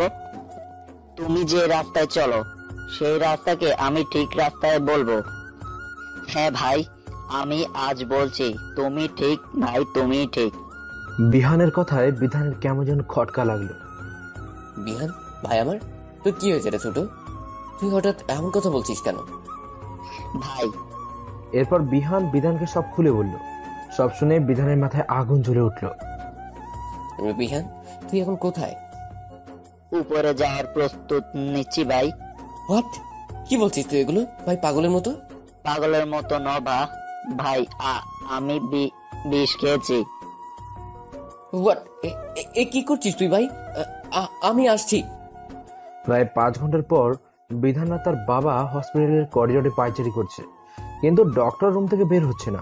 হঠাৎ ডক্টর টানা 5 ঘন্টা পর রুম থেকে বের হয়ে এলো। বিধান আর তার বাবা এক প্রকার দৌড়ে ডক্টরের কাছে গেল। বিধান জিজ্ঞেস করলো, ডক্টর, আমার ভাইয়ের কি অবস্থা? কিন্তু ডক্টর কিছুই বলছে না। তাদেরকে বিধানের বাবা জিজ্ঞেস করলো, কি হলো ডাক্তার, আপনি কিছু বলছেন না কেন? কিছু তো বলুন। ডক্টর এবারও চুপ করে দাঁড়িয়ে আছে। বিধান বলে, কি হলো ডাক্তার, বলুন আপনি। এরপর ডক্টর যেটা বললো সেটা শুনে বিধানের মাথায় যেন আকাশ ভেঙে পড়লো। বিধান ভাবতেও পারেনি যে তার নিষ্পাপ ভাইটার সাথে এমনটা হবে। ডক্টর বিধানকে বলল, দেখুন, আমরা অনেক চেষ্টা করেছি, কিন্তু কি ডাক্তার বলুন। দেখুন, উনি পুরো 1 বোতল বিষ খেয়ে ফেলেছেন, তাই ওনার শরীরের ভিতরে সবকিছু জ্বলে গেছে, তাই ওনাকে আর বাঁচানো সম্ভব নয়। ডক্টরের কথা শুনে বিধান ডাক্তারের শার্টের কলার ধরে বলতে লাগলো, ডাক্তার, আমার ভাইয়ের কিছু হলে আমি তোকে খুন করে ফেলবো, খুন। বিধানের অবস্থা দেখে তার বাবা বিধানকে বলল, বিধান, cool down my Son, cool down. ছেড়ে দে ওকে, শক্ত কর নিজেকে। বিধান তার বাবার কথায় ডাক্তারকে ছেড়ে দেয়। ডাক্তার বলে, দেখুন বিধান বাবু, আমরা ডাক্তার, আমরা কখনো আমাদের চেষ্টা ত্রুটি করি না, কিন্তু হয়তো উপরে যিনি আছেন তিনি চাইছেন না। যাই হোক, উনি আপনাদের সাথে কথা বলতে চাচ্ছেন, সময় খুব কম, গিয়ে ওনার সাথে কথা বলে নিন। ডাক্তার এই কথা বলে সেখান থেকে চলে গেল। বিধান আর তার বাবা কেবিনে গিয়ে বিহানের পাশে এসে বসলো। বিহান বিধানের হাতে একটা ছবি দিল। বিধান হাতে নিয়ে দেখে একটা মেয়ের ছবি। বিধান বিহানের দিকে তাকাতেই বিহান বলে, হ্যাঁ ভাই, এই মেয়েটা আমার মৃত্যুর বদলা চায়, আর তা না হলে আমার আত্মা শান্তি পাবে না। আমায় কথা দাও ভাই, তুমি আমার মৃত্যুর বদলা নেবে। তুই এটা কি করলি ভাই? প্লিজ ভাই, আমার হাতে সময় নেই, বলো তুমি আমার এই শেষ কথাটা রাখবে। তুই একটা বার বাবার কথা আবার কথা ভাবলি না? কথা দিলাম ভাই, আমি তোর শেষ কথাটা রাখবো। বাবা, ভাইকে দেখে রেখো। বাবা, আমরা তো সব কথাই রাখবো, তুই এখন একটু চুপ কর। হঠাৎ বিহান জোরে জোরে শ্বাস নিতে শুরু করলো। বিধান ডাক্তারকে ডাক দিল। ডাক্তার আস্তে আস্তে বিহানের নিঃশ্বাস বন্ধ হয়ে গেল। ডাক্তার এসে চেক করে বলল, বিহান আর বেঁচে নেই। বিধান সেদিন অনেক কান্না করেছিল আর প্রতিজ্ঞা করেছিল যে মুনের জীবন সে পুরো অন্ধকার করে দেবে। আর তাই সে মুন যে কলেজে পড়ে সেই কলেজে বিধানও ভর্তি হয়েছে। প্লিজ বিধান, বিশ্বাস করো, আমি এসবের কিছুই জানি না। আর হয়তো সেদিন ও আমার মামাতো ভাইয়ের সাথে ও আমাকে দেখেছে, হয়তো তাকে দেখে ও ভুল বুঝেছিল। এসব আমাকে বলে কোনো লাভ নেই। আমি জানি আমার ভাইয়ের মৃত্যুর জন্য শুধু তুমি দায়ী। হ্যাঁ, তুমিই দায়ী, তাই তোমাকে তার সাজা তো পেতেই হবে। প্লিজ বিধান, আমাকে যেতে দাও, আমি যাব। মুনের কথা শুনে বিধান হেসে বলল, হ্যাঁ যাবে তো, কিন্তু এখান থেকে অন্য দেশে। আজ এরা সবাই মিলে তোমার সম্মান হানি করবে। এরপর তোমাকে অন্য সব মেয়েদের সাথে বিদেশে পাচার করা হবে। প্লিজ বিধান, এমনটা করো না, ছেড়ে দাও আমায়। আমার এত বড় সর্বনাশ তুমি করো না প্লিজ। নো, আমি আমার ভাইকে কথা দিয়েছি, ওর মৃত্যুর বদলা তো আমি নেবই। ও হ্যাঁ, আর একটা কথা। কি কথা? তোমার সাথে যে সেদিন যে ছেলেটা কলেজে ছিল, যাকে বিহান দেখেছিল, তাকেও আমিই মেরেছি। কি বললে তুমি? তাহলে আমার মামাতো ভাই কোনো অ্যাক্সিডেন্টে মারা যায়নি, তুই তাকে মেরেছিস, কুত্তার বাচ্চা? এটা বলে মুন বিধানকে চর মেরে দিল। বিধান চর খেয়ে তো তার মাথায় রক্ত উঠে গেল। সে মুনের চুলের মুঠি ধরে, শালি, তোর এত বড় সাহস, তুই আমার গায়ে হাত তুলিস? আজ তোর এমন অবস্থা করবো যা তুই ভাবতেও পারবি না। এই বলে বিধান মুনের শাড়ির আঁচল ধরে টান দিল। সাথে সাথে মুন বিধানের পায়ে পড়ে বলতে লাগলো, প্লিজ বিধান, আমি তোমার পায়ে পড়ি, আমাকে ছেড়ে দাও। আমার এত বড় ক্ষতি করো না, দয়া করে আমার উপর। বিধান হাসতে হাসতে বলল, দয়া করবো তা আবার তোকে? তা তো কোনোদিনও না। এরপর বিধান সবাইকে উদ্দেশ্য করে বলল, তাই তোদের ওর সাথে যা করার আছে করে নে, আমি যাচ্ছি। তোদের কাজ হয়ে গেলে আমাকে জানাস। ওকে দোস্ত, তুই যা, আমাদের কাজ হয়ে গেলে আমি তোদের জানাবো। ওকে। বিধান চলে যায় বাড়ির বাইরে অন্য একটা কাজে। বিধান বেরিয়ে যাওয়ার পর রুমের লোকগুলো এক পা করে মুনের দিকে আগাচ্ছে, আর মুন এক পা করে পিছোচ্ছে। হঠাৎ একটা লোক মুনকে জাপটে ধরে ফেলে। মন ভয়ে থরথর করে কাঁপছে, আর দিয়ার কথাগুলো বারবার মনে। হঠাৎ লোকটা মুনকে বিছানায় ছুঁড়ে মারে। মন সঙ্গে সঙ্গে বিছানায় এক কোণে গুটিসুটি মেরে বসে রইল। লোকগুলো মুনের অবস্থা দেখে হাসতে লাগলো। লোকগুলোর মধ্যে থেকে একটা লোক যেই না মুনকে ছুঁতে যাবে, ঠিক তখনই কেউ বলে উঠলো, তোদের লজ্জা করে না এতগুলো পুরুষ মানুষ একটা মেয়ের সাথে এমন আচরণ করতে? হঠাৎ এমন কথায় সবাই অবাক হয়ে গেল। কে কথাটা বললো তা দেখার জন্য সবাই সেদিকে তাকালো, আর দেখতে পেল রুমের মধ্যে অনেক লোক দাঁড়িয়ে আছে, আর তাদের মধ্যে একজনের মুখে রুমাল দিয়ে বেঁধে রেখেছে। বিধানের বন্ধু লোকটাকে বলতে লাগলো, এই তোরা কারা কাজের সময় ডিস্টার্ব করছিস?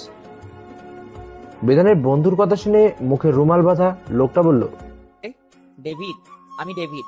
আর তোর এত বড় সাহস, তুই আমার সামনে দাঁড়িয়ে আমার চোখের সামনে অপরাধ করার দুঃসাহস করিস? কি ভাবছেন এখানে ডেভিড কোথা থেকে আসলো? হ্যাঁ, দিয়া যে লোকটাকে ফোন করেছিল মুনকে বাঁচাতে, সে লোকটা আর কেউ নয়, সেই হচ্ছে ডেভিড। তুই ডেভিড হোস বা কেউ হোস না কেন, তুই এখান থেকে চলে যা, তা না হলে খুব খারাপ হবে। এই, তুই আমাকে খারাপ ভালো শিখাচ্ছিস? তুই হয়তো জানিস না আমি কে, তাই তুই এমন করছিস। যদি মৃত্যুর ভয় থাকে তাহলে পালা। এই কথা বলতেই লোকগুলো ডেভিডকে মারার জন্য এগিয়ে আসলো। অমনি ডেভিডের ইশারায় তার সাথে থাকা লোকগুলো সামনের লোকগুলোকে মারতে শুরু করলো। ডেভিড লোকগুলোকে গুলি করে দিল, শুধু বিধানের বন্ধুকে ছেড়ে দিল। বিধানের বন্ধুকে ডেভিড জিজ্ঞেস করলো, বল বিধান এখন কোথায় আছে? শেষ করো, আমি জানি না বিদায় কোথায় আছে, আমাকে ছেড়ে দাও, আমি জীবনেও এমন আর কাজ করব না। আমি তোকে জিজ্ঞাসা করেছি বিধান কোথায়, সত্যি করে বল, না হলে তোর এমন অবস্থা করব তুই ভাবতেও পারবি না। লোকটা ভয়ে শুধু থরথর করে কাঁপছে, কিছু বলছে না, ভয়ে গলা শুকিয়ে কাঠ হয়ে গেছে। কিরে বলবি না তোর ব্যবস্থা করব? লোকটা ভয়ে ভয়ে বলল, বলছি। বল বিধান কোথায়? আজ রাতে নাকি বিদেশে মেয়ে পাচার হবে, তাই মনে হয় সেখানে গেছে। তুই সত্যি বলছিস তো? যদি মিথ্যা হয় তাহলে তোর কপালে খারাপই আছে। এখন আমাকে যেতে দিন প্লিজ। যাবি? ওকে, যা পালা। লোকটা ডেভিডের কথা দৌড়ে পালালো। লোকটা কিছু দূর যাওয়ার পর একটা গুলির আওয়াজ হলো। লোকটা মাটিতে মুখ থুবড়ে পড়ে গেল এবং সেখানেই মারা গেল। হ্যাঁ, লোকটাকে ডেভিডই গুলি করে মেরেছে। মন্দ এসব দেখে তার মাথায় কিছুই ঢুকছে না। হঠাৎ কোথা থেকে যেন দিয়া চলে আসে সেখানে। দিয়াকে দেখে তো মন পুরোই অবাক। দিয়া, তুই এখানে এখানে কি করে আসলি তুই? দিয়া মনের কথা শুনে ফাঁস করে মনের গালে চর বসিয়ে দেয়। তারপর বলতে লাগলো, হ্যাঁ, আমি এখানে। আর এই যে যত লোক দেখতে পাচ্ছিস, এরা সবাই আমার কথাতেই এখানে এসেছে, শুধু তোকে বাঁচানোর জন্য। আর তুই বলেছিলি না যে আমার সাথে সম্পর্ক রাখবি না তুই? আজ আমি বলছি, হ্যাঁ আমি বলছি, তোর মতো অহংকারী মেয়ের সাথে আজ থেকে আমার কোনো সম্পর্ক নেই। ভুলে যাব যে আমার মুন নামে কোনো বান্ধবী ছিল। এইসব তুই কি বলছিস দিয়া? এমনটা বলিস না প্লিজ, আমায় মাফ করে দে। আর কোনো দিন আমি তোকে ভুল বুঝবো না। আমার একমাত্র বান্ধবী তুই। তুই আমায় ছেড়ে চলে গেলে আমি কাকে নিয়ে থাকবো রে? কেন, তোর বিধান কই? ওকে নিয়ে থাক। ও সে তো আবার তোকে ধোকা দিয়েছে, তাই না? তোর আশেপাশের যে মানুষগুলো তোকে ভালোবাসে, তুই তাদেরকেই সবসময় অপমান আর অবহেলা করে গেছিস, কিন্তু তারপরেও তারা সবসময় তোকে সব ধরনের বিপদ থেকে বাঁচিয়েছে। কি বলছিস তুই এগুলো? আমি তোর কথার কিছুই বুঝতে পারছি না, প্লিজ বুঝিয়ে বলবি একটু? এখনো তুই বুঝতে পারছিস না? না। এই যে লোকটাকে দেখছিস রুমাল দিয়ে বেঁধে রেখেছে, চিনিস একে? আমি কি করে চিনবো ওকে? ওর মুখই তো আমি দেখিনি এখন পর্যন্ত, কিন্তু ও তো বলল যে ওর ডেভিড। এই নামটা আমি অনেকবার শুনেছি, কিন্তু কখনো তাকে দেখিনি। মন এই কথা বলার সাথে সাথে দিয়া লোকটার মুখ থেকে রুমালটা টেনে খুলে ফেললো। তারপর বলল, এবার চিনতে পারছিস কিনা? দিয়ার কথায় মন লোকটার দিকে তাকিয়ে 1000 ভোল্টের শক খেলো। কাঁপা কাঁপা গলায় বলল, রানা, তো তুমি? তার মানে তুমি সেই নাম করা মাফিয়া কিং ডেভিড, যে সব সময় অন্যায়ের বিরুদ্ধে প্রতিবাদ করে? হ্যাঁ, আমি রানা, আমি ডেভিড। পুরো দেশের সন্ত্রাসীরা আমার নাম শুনলে ভয়ে থরথর করে কাঁপে। যারা অন্যায় অত্যাচার করে তাদেরকে শেষ করে দেই। মৃত্যুই হয় তাদের একমাত্র শাস্তি। তাহলে দিয়া যে বলল তোমরা সবাই ওর কথায় আমাকে বাঁচাতে এখানে এসেছো, তাহলে? হ্যাঁ, ও না বললে আমি এখানে তোমার মতো অহংকারী মেয়েকে বাঁচাতে কখনোই আসতাম না। কিন্তু দিয়া তোমার স্পর্শ কি করে জানে? দিয়া আমার আপন মামাতো বোন। হোয়াট? ঠিকই বলছি, দিয়া আমার আপন মামাতো বোন। দিয়া এসব কি বলছে? হ্যাঁ, ও আমার ফুফাতো ভাই আর আমি ওর মামাতো বোন। তাহলে এতদিন তুই আমাকে বলিসনি কেন? রিয়া কিছু না বলে চুপ করে দাঁড়িয়ে আছে। কি হলো বল, এতদিন কেন বললি না আমায়? রানাই বলতে বারণ করেছিল। মানে? ওই বলতে বারণ করেছিল। কারণ? কারণ? বল কিসের কারণ? আমি বলতে পারবো না। রানা, তুমি বলো কেন ওকে বলতে বারণ করেছিলে যে তুমি ওর মামাতো ভাই? দেখুন ম্যাডাম, এসব আমি আপনাকে বলতে বাধ্য নই। ও হ্যাঁ, আমাকে কেন বলবে? আমি তোমাদের কার কি হই যে আমার কাছে বলবে? দিয়া। হ্যাঁ ভাই। ওকে নিয়ে যা, হয়তো বাড়ির সবাই চিন্তা করছে। মনকে নিয়ে যেতে লাগে। মন যাবার আগে রানাকে বলে, রানা, আমি তোমার সাথে অনেক খারাপ আচরণ করেছি, যদি পারো আমাকে মাফ করে দিও। চলি। তারপর মন দিয়ার সাথে বাড়িতে চলে গেল। বাড়িতে ফিরে ফ্রেশ হয়ে ঘুমিয়ে পড়ল। দিয়া মনের সাথে থাকায় মনের মা তাকে এত রাতে বাড়িতে আসায় কিছু বলেনি। দিয়া আজ মনের সাথে তাদের বাড়িতেই থেকে গেল। আর অন্যদিকে ডেভিড অর্থাৎ রানা চলে গেল লোকটার বলা সেই ঠিকানায় বিধানকে ধরার জন্য। রানার আগে কটমট করছে। সে আজ বিধানকে পেলে যে কি করবে তা সে নিজেও জানেন। ঠিকানা মোতাবেক পৌঁছানোর পর রানা সমস্ত প্রস্তুতি নিয়ে রেখেছে। কিছু গাড়ি রাস্তার দুই দিক থেকে মুখোমুখি এসে দাঁড়ালো।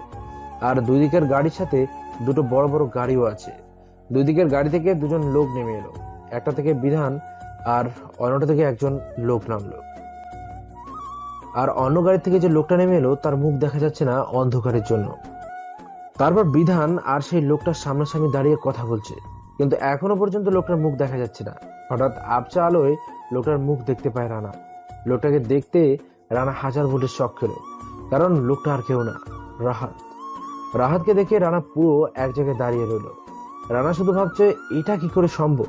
হঠাৎ শিহাব রানাকে বলে, ভাই, আমি যেটা দেখতে পাচ্ছি আপনি ওকে সেটা দেখতে পাচ্ছেন? হ্যাঁ, দেখতে পাচ্ছি। বেঈমান বেঈমানই হয়, বেঈমান কখনো বন্ধু হয় না। বেঈমানটাকে তো আমি... না শিহাব, তুই ওকে কিছুই করবি না, যা করার আমি করব। বেঈমানটাকে এমন ভাবে মারবো যা দেখে আর কেউ কখনো বন্ধুত্বের নাম করে বেঈমানি করার সাহসও করবে না। ওকে ভাই, আপনি যা বলবেন তাই হবে। এদিকে রাহাত আর বিধানের কথোপকথন। 50 টাকা নিয়ে এসেছি, একদম সেই জিনিস। প্রচুর টাকা আসবে বাইরে পাঠাতে পারলে। সেটা না হয় বুঝলাম, কিন্তু মালগুলো কোথায়? গাড়িতে আছে, নিয়ে যাও।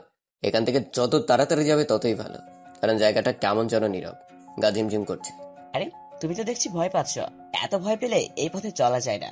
তুমি তো দেখছি অল্পতে ভয়ে কচুমচু হয়ে যাচ্ছ। আর আমার মতো যদি ডেভিডের সাথে চলাফেরা করতে, তাহলে তো তুমি তোমার ফ্রেন্ড নষ্ট করে ফেলতে। এই বলে রাহাত হাসতে লাগলো, কিন্তু এদিকে বিধান তো ভয় শেষ। একে তো জায়গাটা একদম নির্জন, আবার রাহাতের এমন হাসি, সব মিলিয়ে বিধান ভয়ে পুরো চুপসে গেছে।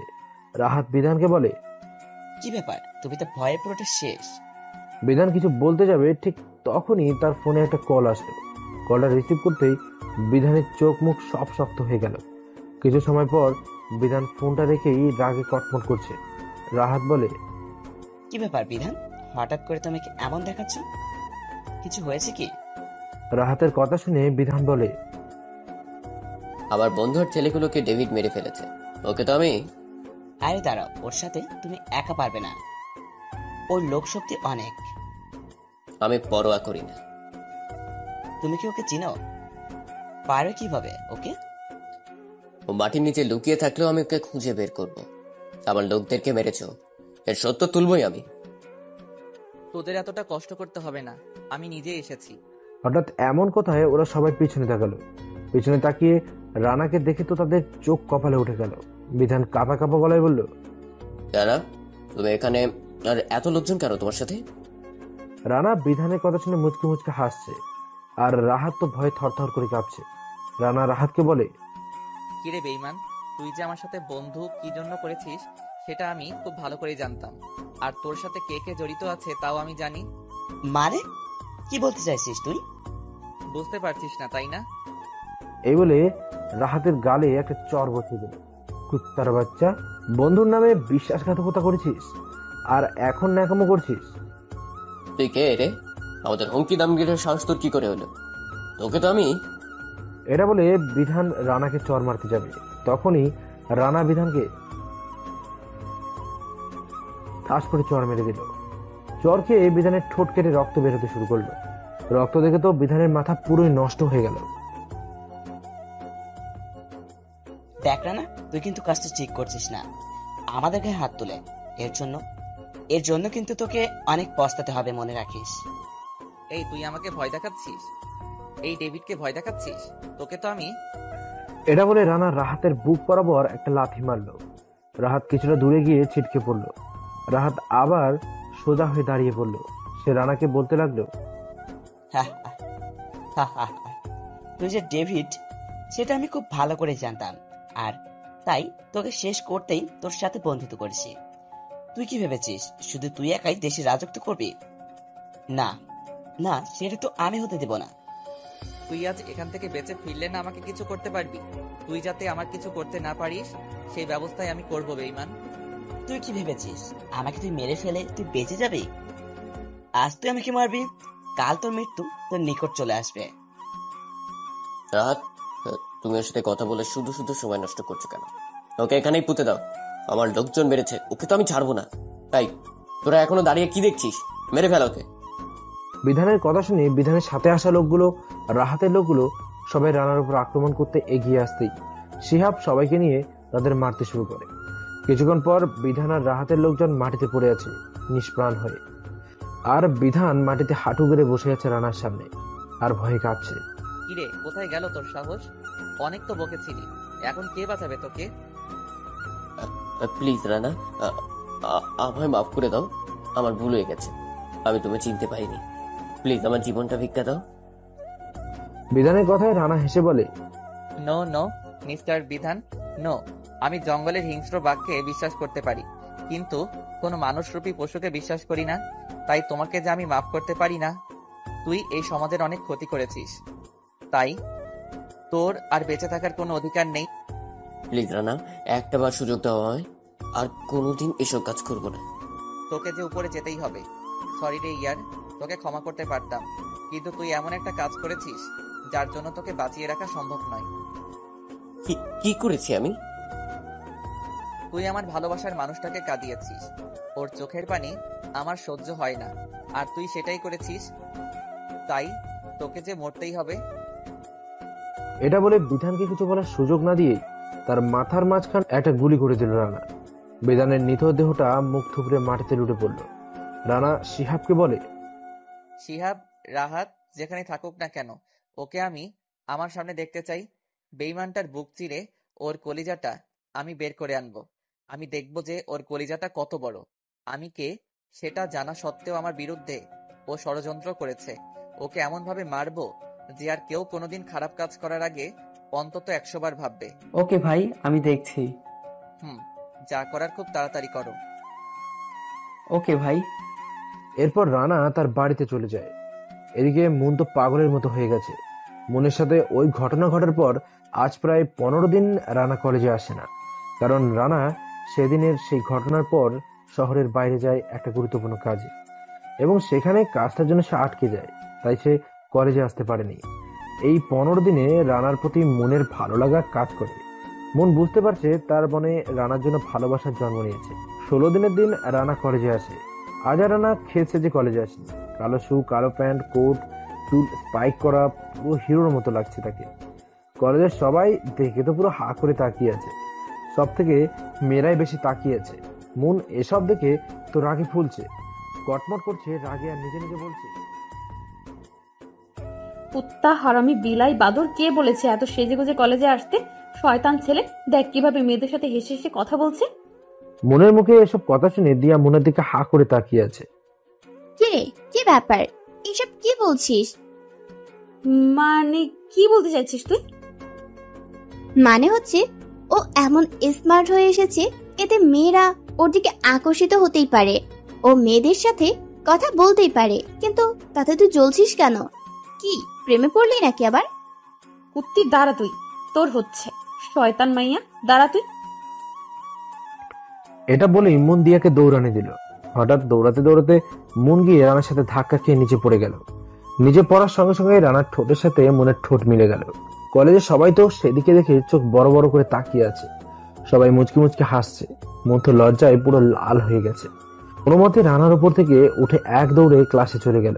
আর এদিকে রানা নিচে পড়ে থাকা অবস্থাতেই মুনের লজ্জায় মাথা কাটা গেছে আর মুচকি মুচকি হাসছে। দিয়া মুনের কাছে গিয়ে বসে পড়ল। কে রে, তুই এত লজ্জা পাচ্ছিস কেন? ব্যাপার কি বলতো? তুই সত্যি প্রেমে পড়িসনি তো ওর?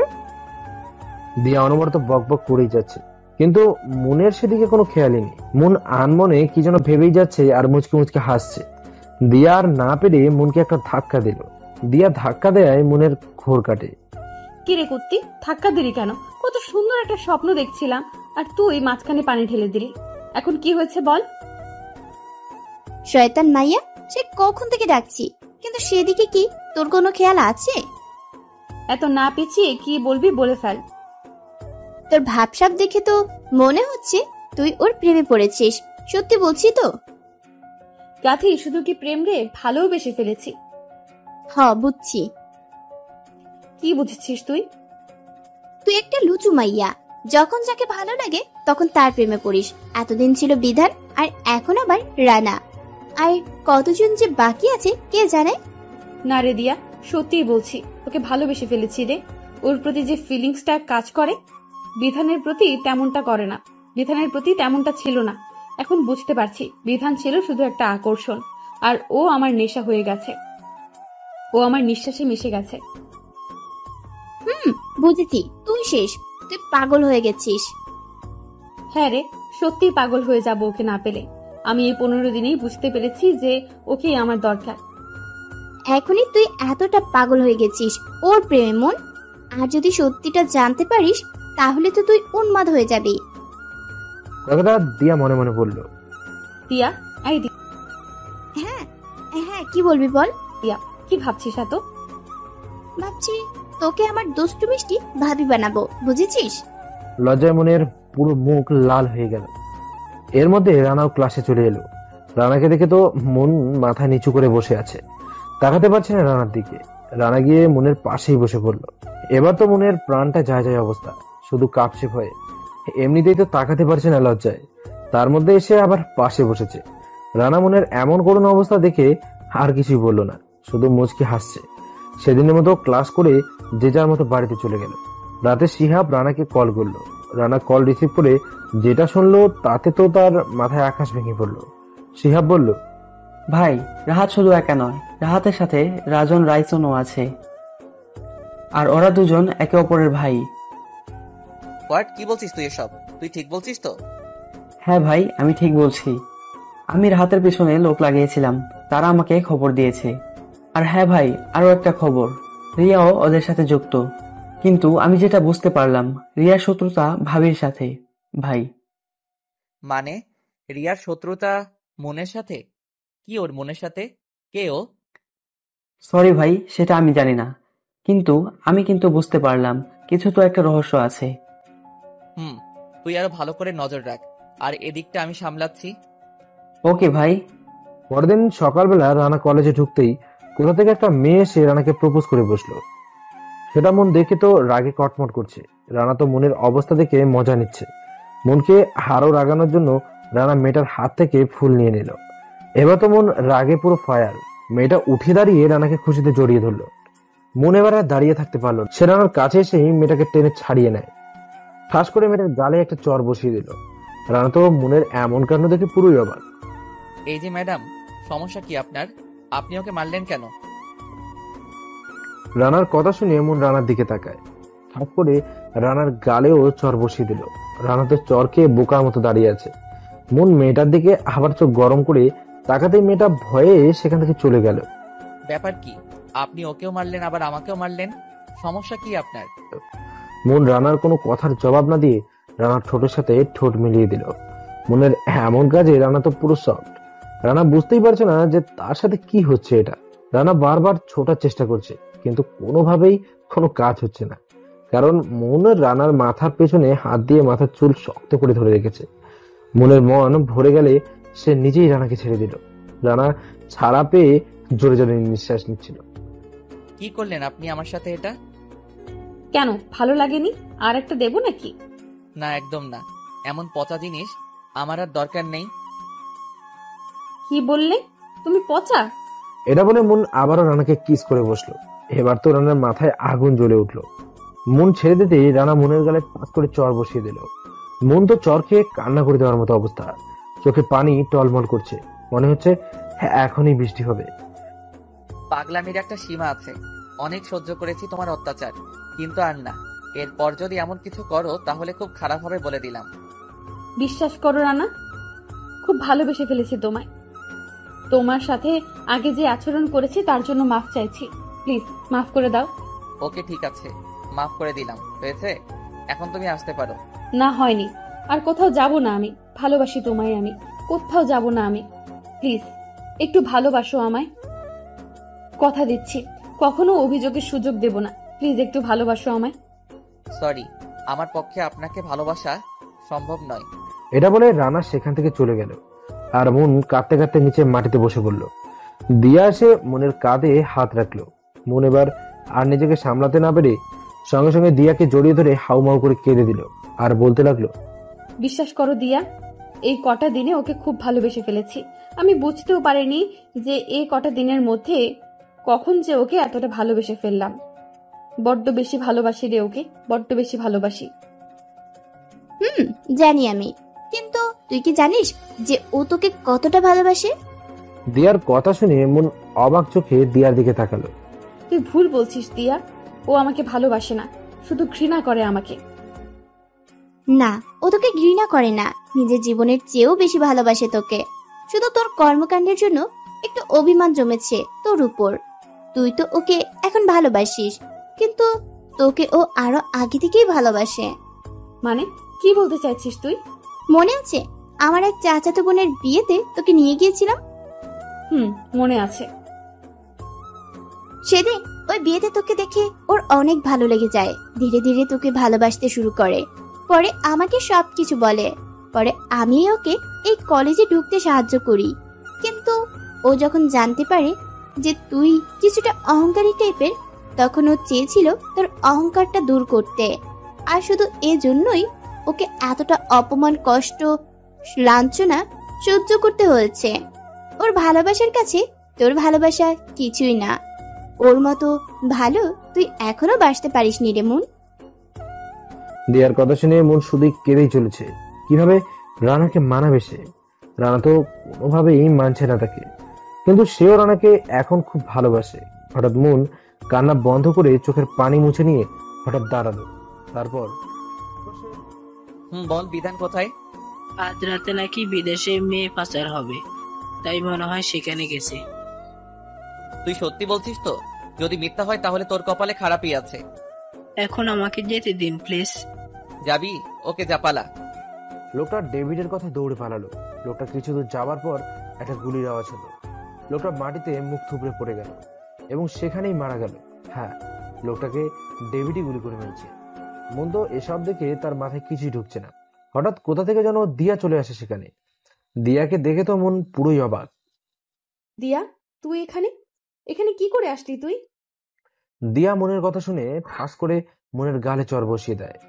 তারপর বলতে লাগলো, হ্যাঁ আমি এখানে। আর এই যে যত লোক দেখতে পাচ্ছিস, এরা সবাই আমার কথাতেই এখানে এসেছে, শুধু তোকে বাঁচানোর জন্য।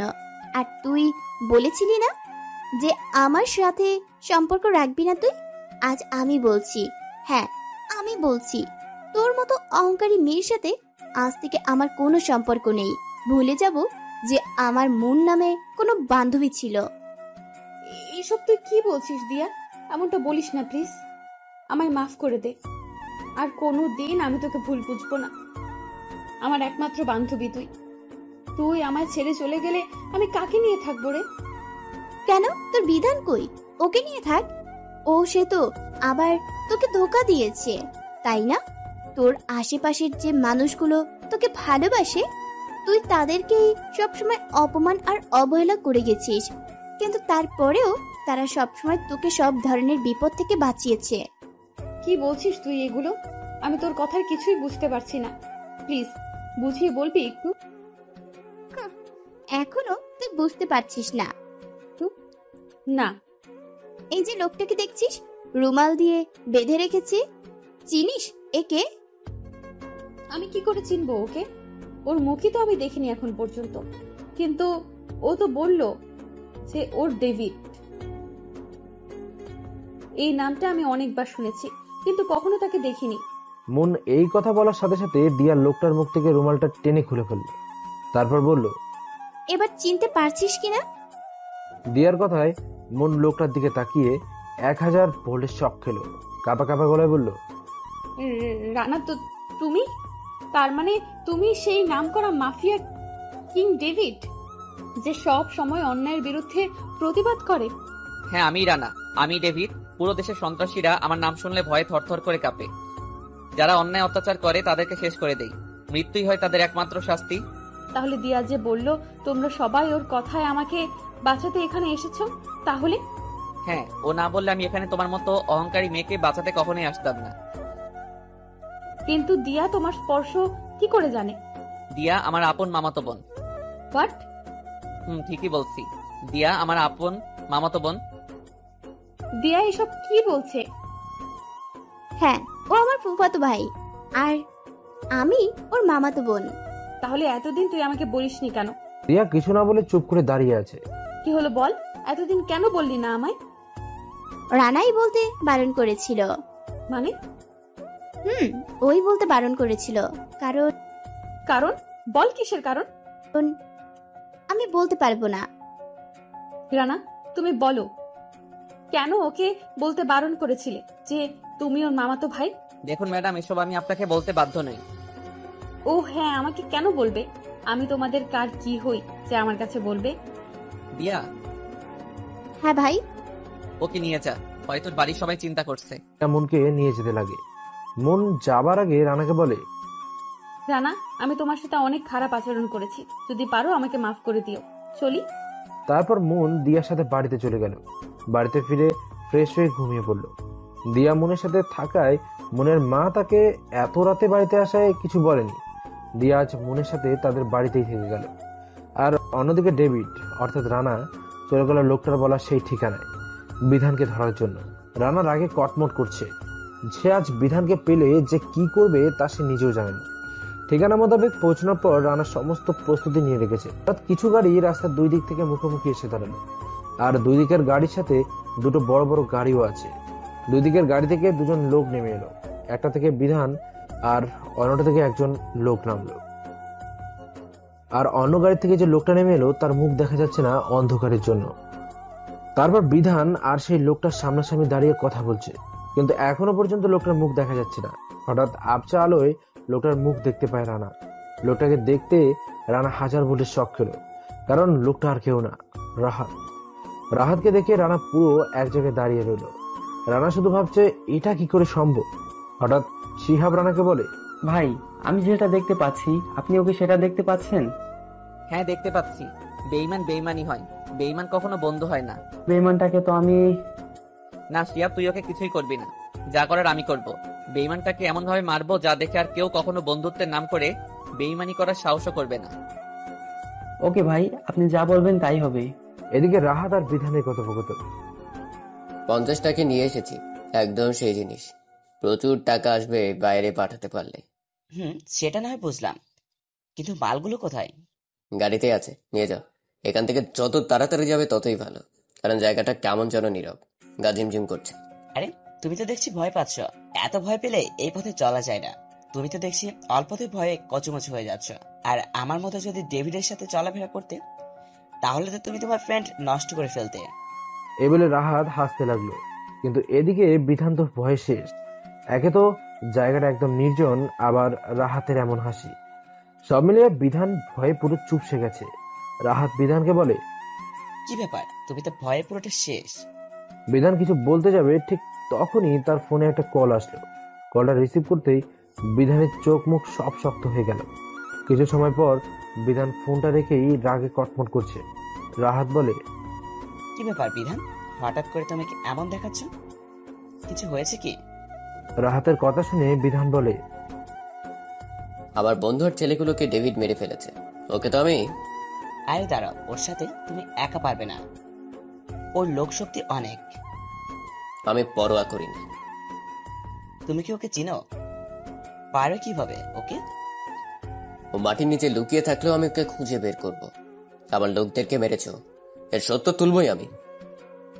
তোদের এতটা কষ্ট করতে হবে না, আমি নিজেই এসেছি। হঠাৎ এমন কথায় ওরা সবাই পিছনে তাকালো। পিছনে তাকিয়ে রানাকে দেখে তো তাদের চোখ কপালে উঠে গেল। বিধান কাঁপা কাঁপা গলায় বলল, রানা, তুমি এখানে? আর এত লোকজন কেন তোমার সাথে? রানা বিধানের কথা শুনে মুচকে মুচকে হাসছে, আর রাহাত তো ভয়ে থরথর করে কাঁপছে। রানা রাহাতকে বলে, কিরে বেঈমান, তুই যে আমার সাথে বন্ধু কি জন্য করেছিস সেটা আমি খুব ভালো করে জানতাম, আর তোর সাথে কে কে জড়িত আছে তাও আমি জানি। মানে কি বলতে চাইছিস তুই? বুঝতে পারছিস না তাই না? এই বলে রাহাতের গালে একটা চর বসিয়ে দিল। কুত্তার বাচ্চা, বন্ধুর নামে বিশ্বাসঘাতকতা করেছিস আর এখন ন্যাকামো করছিস? তুই কে রে? আমাদের হুমকি দামগিরের সাহস তোর কি করে হলো? তোকে তো আমি। এটা বলে বিধান রানাকে চর মারতে যাবে, তখনই রানা বিধানকে ঠাস করে চর মেরে দিল। চর খেয়ে বিধানের ঠোঁট কেটে রক্ত বেরোতে শুরু করলো। রক্ত দেখে তো বিধানের মাথা পুরোই নষ্ট হয়ে গেল। দেখ রানা, তুই কিন্তু কাজটা ঠিক করছিস না। আমাদের গায়ে হাত তুলে এর জন্য কিন্তু তোকে অনেক পস্তাতে হবে, মনে রাখিস। এই তুই আমাকে ভয় দেখাচ্ছিস? এই ডেভিডকে ভয় দেখাচ্ছিস? তোকে তো আমি।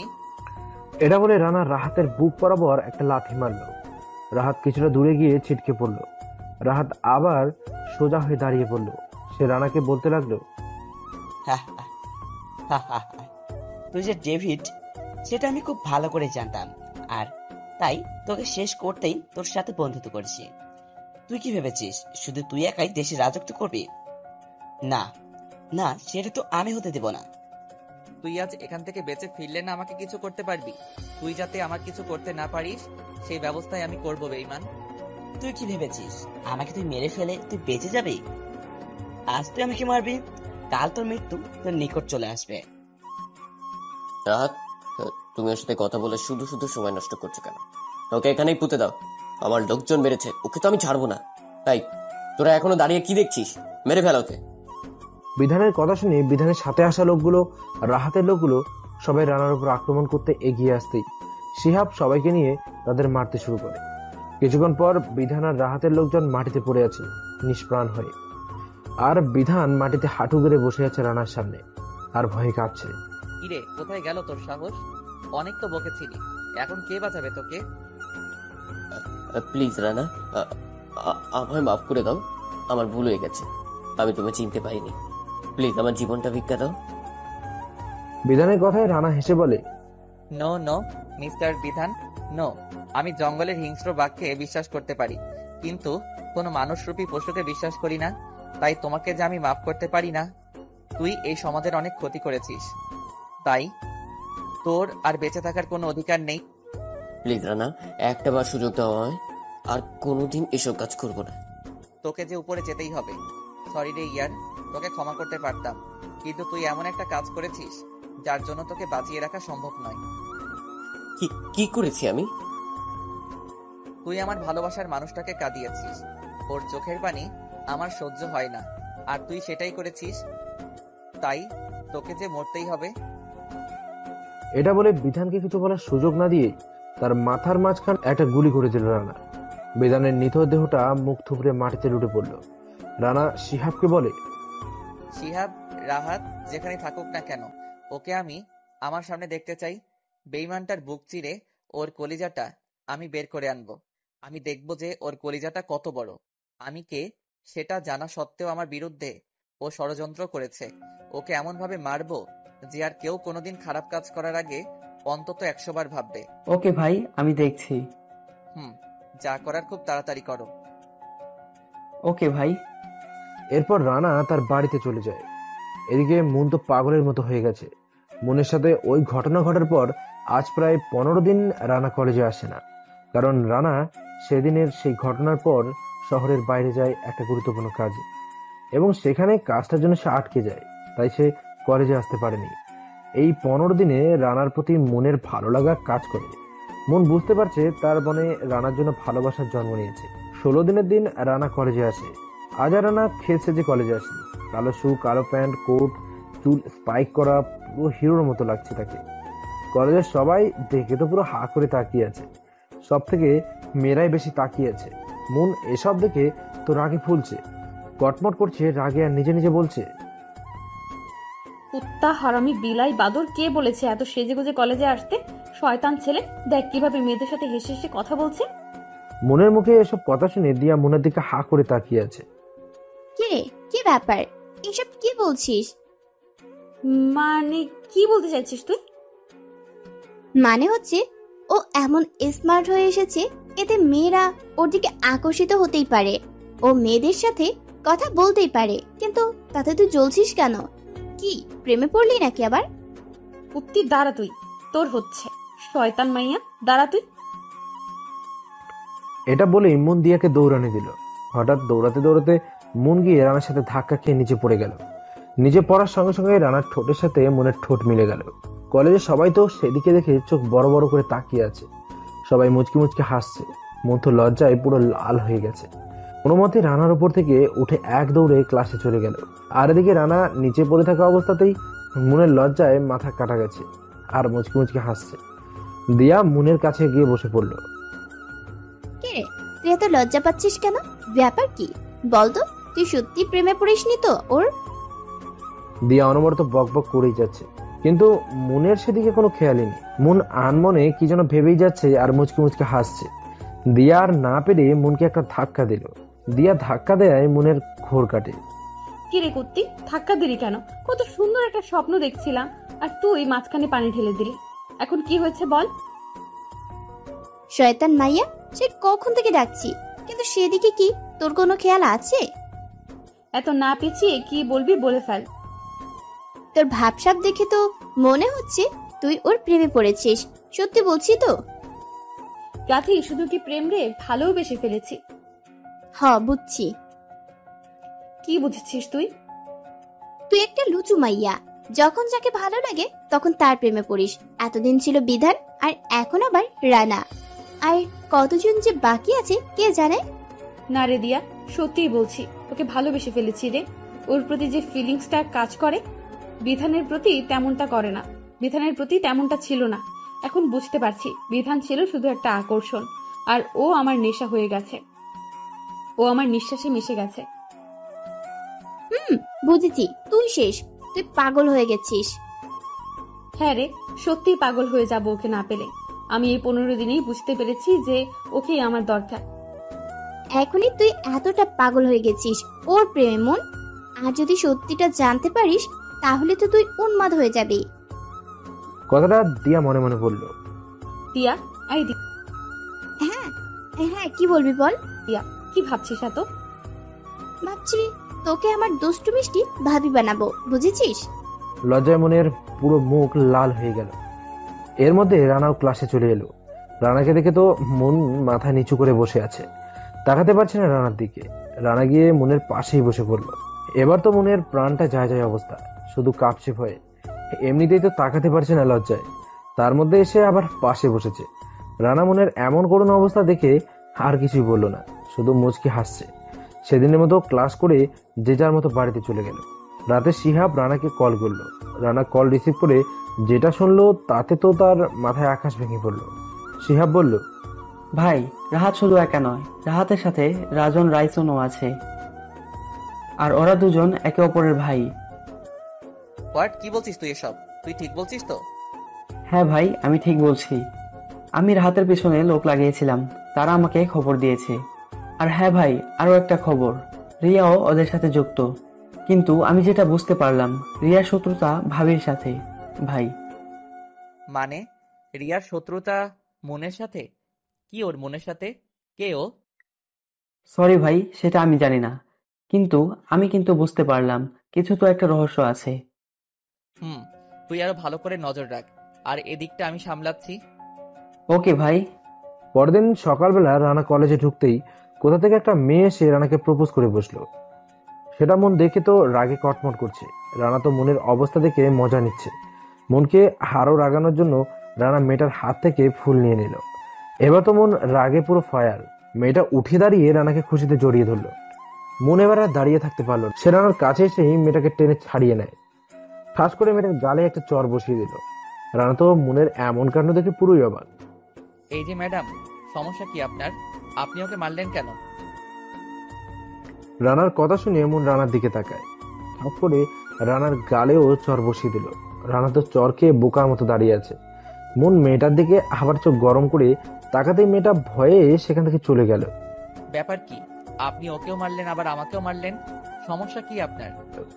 মন রানার কোনো কথার জবাব না দিয়ে রানার ঠোঁটের সাথে ঠোঁট মিলিয়ে দিল। মনের এমন কাজে রানা তো পুরো শক। রানা বুঝতেই পারছে না যে তার সাথে কি হচ্ছে এটা। রানা বারবার ছোটার চেষ্টা করছে, কিন্তু কোনোভাবেই কোনো কাজ হচ্ছে না। কারণ মন রানার মাথার পেছনে হাত দিয়ে মাথার চুল শক্ত করে ধরে রেখেছে। মনের মন ভরে গেলে সে নিজেই রানাকে ছেড়ে দিল। রানা ছাড়া পেয়ে জোরে জোরে নিঃশ্বাস নিচ্ছিল। কি করলেন আপনি আমার সাথে এটা? কেন, ভালো লাগেনি? আর একটা দেবো নাকি? না, একদম না। এমন পচা জিনিস আমার আর দরকার নেই। কি বললে তুমি? পচা? এটা বলে মন আবারও রানাকে কিস করে বসলো। এবার তো রানার মাথায় আগুন জ্বলে উঠলো। মন ছেড়ে দিতেই রানা মনের গালে পাস করে চর বসিয়ে দিল। মন তো চর খেয়ে কান্না করে দেওয়ার মতো অবস্থা। চোখে পানি টলমল করছে। মনে হচ্ছে হ্যাঁ, এখনই বৃষ্টি হবে। পাগলামির একটা সীমা আছে। অনেক সহ্য করেছি তোমার অত্যাচার, কিন্তু আর না। এরপর যদি এমন কিছু করো তাহলে খুব খারাপ হবে বলে দিলাম। বিশ্বাস করো রানা, খুব ভালোবেসে ফেলেছি তোমায়। তোমার সাথে আগে যে আচরণ করেছি তার জন্য মাফ চাইছি। প্লিজ মাফ করে দাও। ওকে, ঠিক আছে, মাফ করে দিলাম। হয়েছে, এখন তুমি আসতে পারো। না, হয়নি। আর কোথাও যাব না আমি। ভালোবাসি তোমায় আমি। কোথাও যাব না আমি। প্লিজ একটু ভালোবাসো আমায়। কথা দিচ্ছি কখনো অভিযোগের সুযোগ দেব না। প্লিজ একটু ভালোবাসো আমায়।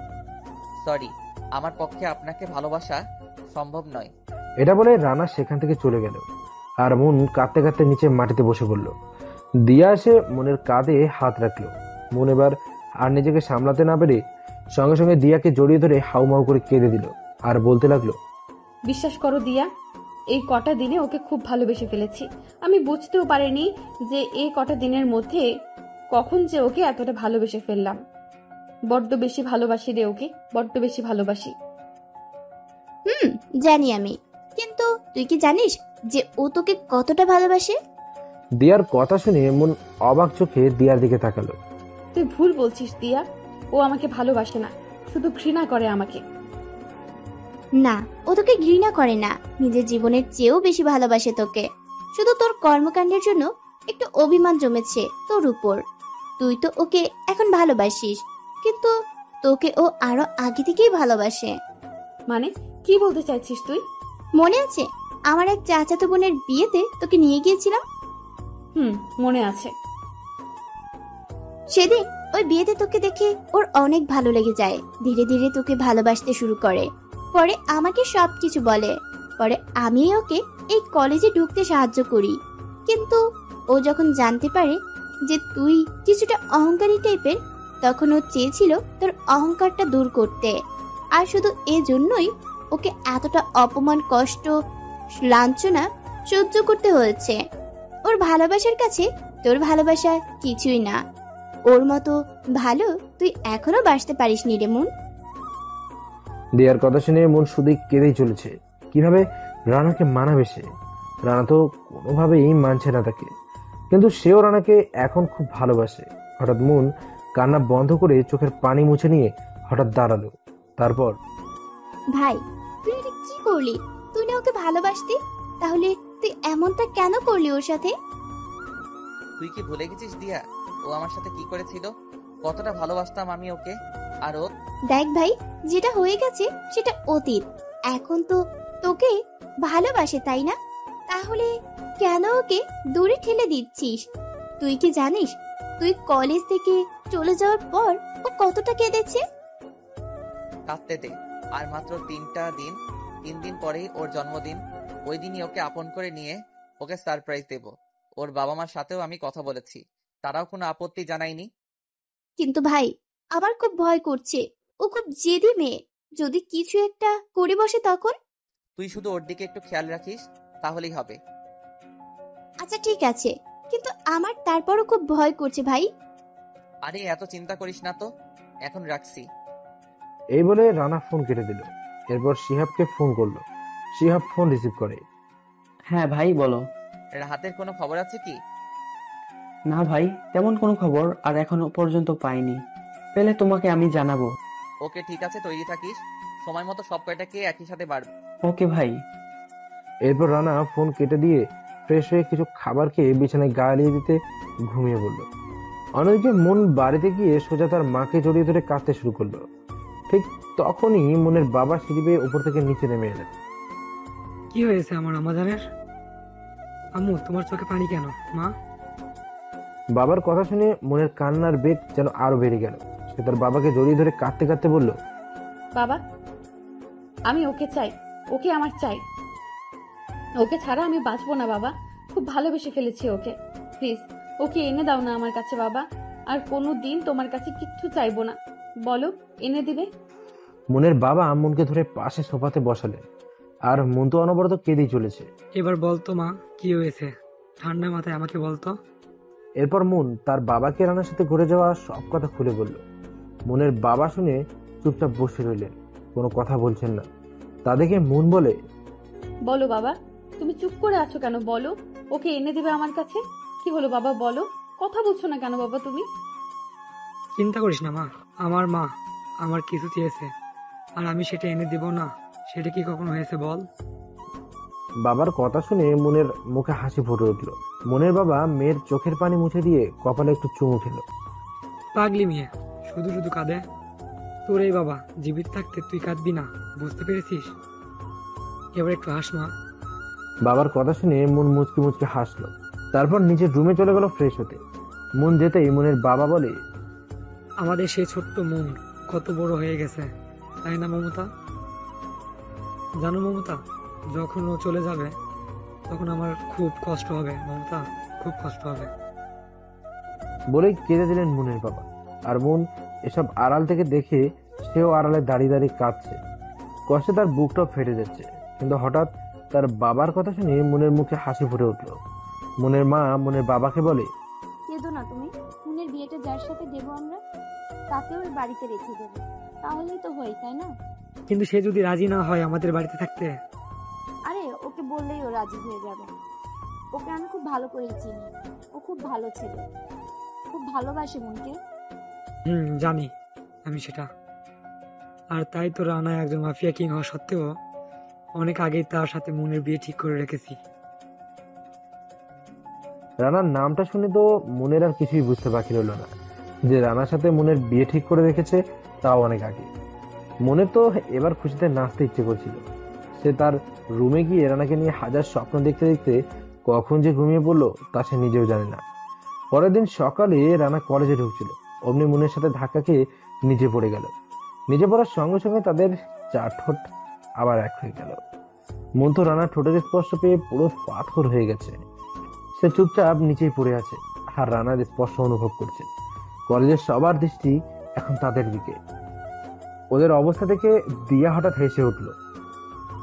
এই যে রোমিও জুলিয়েট, আপনাদের কলেজের সবাই দেখছে। এভাবে আর কতক্ষণ থাকবেন? এবার উঠুন। দিয়ার কথায় দুজনেই লজ্জা পেয়ে উঠে গেল। মন নিচে থেকে উঠে দাঁড়িয়ে কোনো কথা না বলে সোজা ক্লাসরুমে চলে গেল। মনের এমন অবস্থা দেখে দিয়া ভাবছে হয়তো মন লজ্জা পেয়েছে, কিন্তু এদিকে রানা ভাবছে অন্য কিছু। রানা ভাবছে, যা বাবা, এই মেয়ের আবার হঠাৎ করে কি হলো? এমন বিহেভ করছে যেন আমাকে চিনেই না, আমি যেন কোনো অপরিচিত লোক। রানা এসব ভাবছে তখন দিয়ার ডাকে হুঁশ আসে। ভাই, এই ভাই, কি শুনতে পাচ্ছিস আমার কথা? কি রে, কি হলোটা কি তোর? দিয়া এত ডাকাডাকি করছে, তারপরেও রানার কোনো হুঁশ নেই। তাই দিয়া বাধ্য হয়ে রানাকে ধাক্কা দিতেই রানা হচকচিয়ে উঠল। হ্যাঁ হ্যাঁ, কিছু বলবি? কি হলো তোর? কি ভাবছিস তুই এত মনোযোগ দিয়ে? ভাবছি এই মেয়ের আবার কি হলো হঠাৎ করে? এমন ভাব নিল যে একটু আগে কিছুই হয়নি, ব্যাপারটা কি? আরে এতে এত ভাবার কি আছে? হয়তো লজ্জা পেয়েছে তাই কিছু না বলে চলে গেছে। তুই শুধু শুধু টেনশন করছিস। না না, কিছু তো একটা গড়বড় নিশ্চয়ই আছে। আমার কেমন যেন খটকা লাগছে। তুই একবার জিজ্ঞেস করে দেখ না। আচ্ছা ঠিক আছে, জিজ্ঞেস করে দেখবো। এখন চল ক্লাসে যাই। চল। এরপর তারা ক্লাসের দিকে হাঁটা শুরু করলো। এদিকে মন আড়াল থেকে ওদের সব কথাই শুনতে পায়। মন মনে মনে বলে, দাঁড়াও চান্দু, আমাকে কষ্ট দিবে তাই না? এবার এমন অবস্থা করব যে তুমি নিজেই আমাকে ভালোবাসার কথা বলবে, ছুটে আসবে আমার কাছে, সোনা বাবু। এ বলে মন মুচকি হেসে ক্লাসে চলে গেল। ক্লাসে গিয়েও মন রানার সাথে কোনো কথা বললো না। রানার খুব খারাপ লাগতে শুরু করলো। মনকে সে বারবার ফিরিয়ে দিয়েও মনের কথাগুলো, মনের পাগলামিগুলো খুব ভালোই লাগছিল রানার, কারণ ভালোবাসার মানুষটার সবকিছু ভালো লাগে।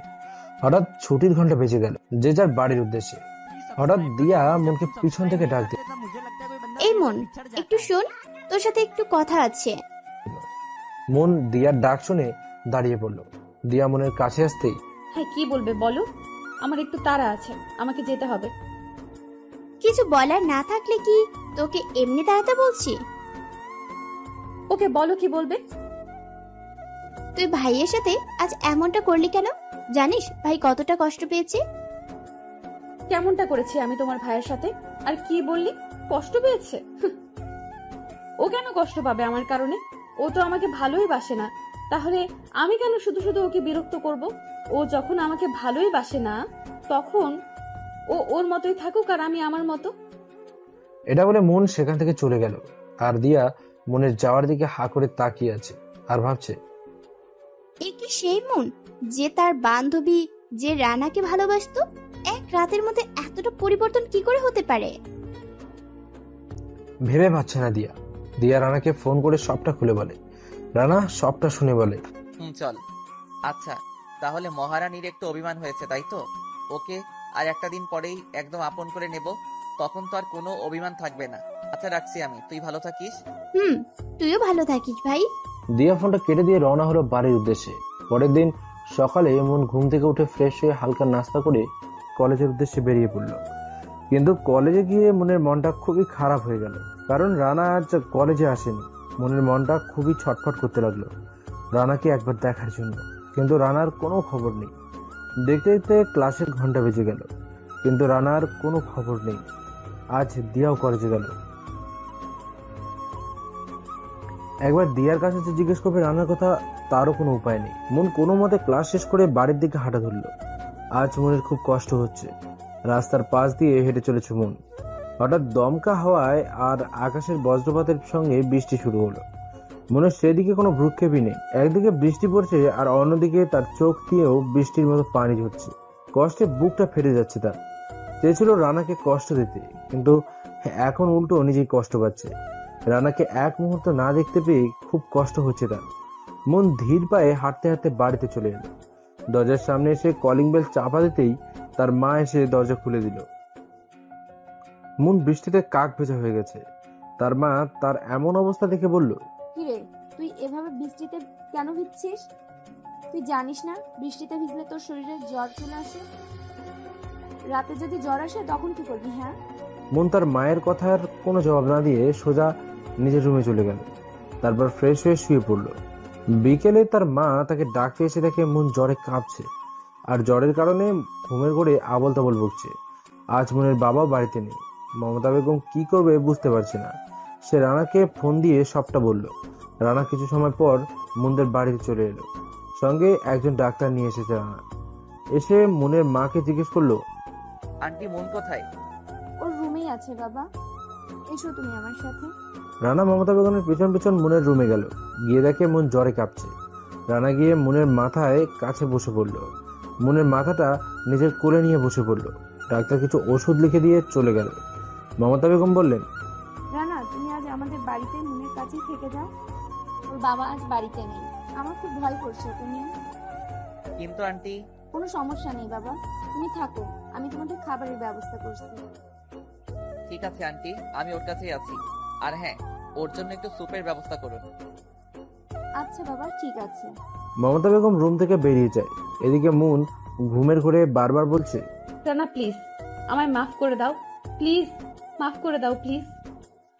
খুব ভালোবেসে ফেলেছি তোমায়, মরে যাব তোমায় ছাড়া। ঘুমের ঘরে এসব বলছে। এসব শুনে রানার চোখ থেকে দুপুরে জল গড়িয়ে পড়লো মনের মুখের ওপর। রানার চোখের জল মনের মুখের উপর পড়তেই মনের ঘুম ভেঙে যায়। ঘুম ভাঙতেই মন দেখে যে রানা তার মাথাটা কোলে নিয়ে বসে আছে আর রানার চোখ দিয়ে জল গড়িয়ে পড়ছে। এসব দেখে মন উঠে বসলো। মনের মাথাটা ভারী হয়ে আসছে জ্বরের কারণে। সোজা হয়ে বসে থাকতো তার কষ্ট হচ্ছে। তারপরেও রানাকে কাঁপা কাঁপা কণ্ঠে বলল, তো তুমি আমার রুমে কি করে? তারপর রানা মনকে সবটাই বলে। সবটা শুনে মন বলে, কেন এসেছো এখানে? কেন এসেছো এখন? তুমি তো এটাই চেয়েছিলে যে আমি কষ্ট পাই। তাহলে কেন এসেছো? চলে যাও, কাউকে দরকার নেই আমার, আমি একাই ভালো আছি। বলে মন কান্না শুরু করে দিল।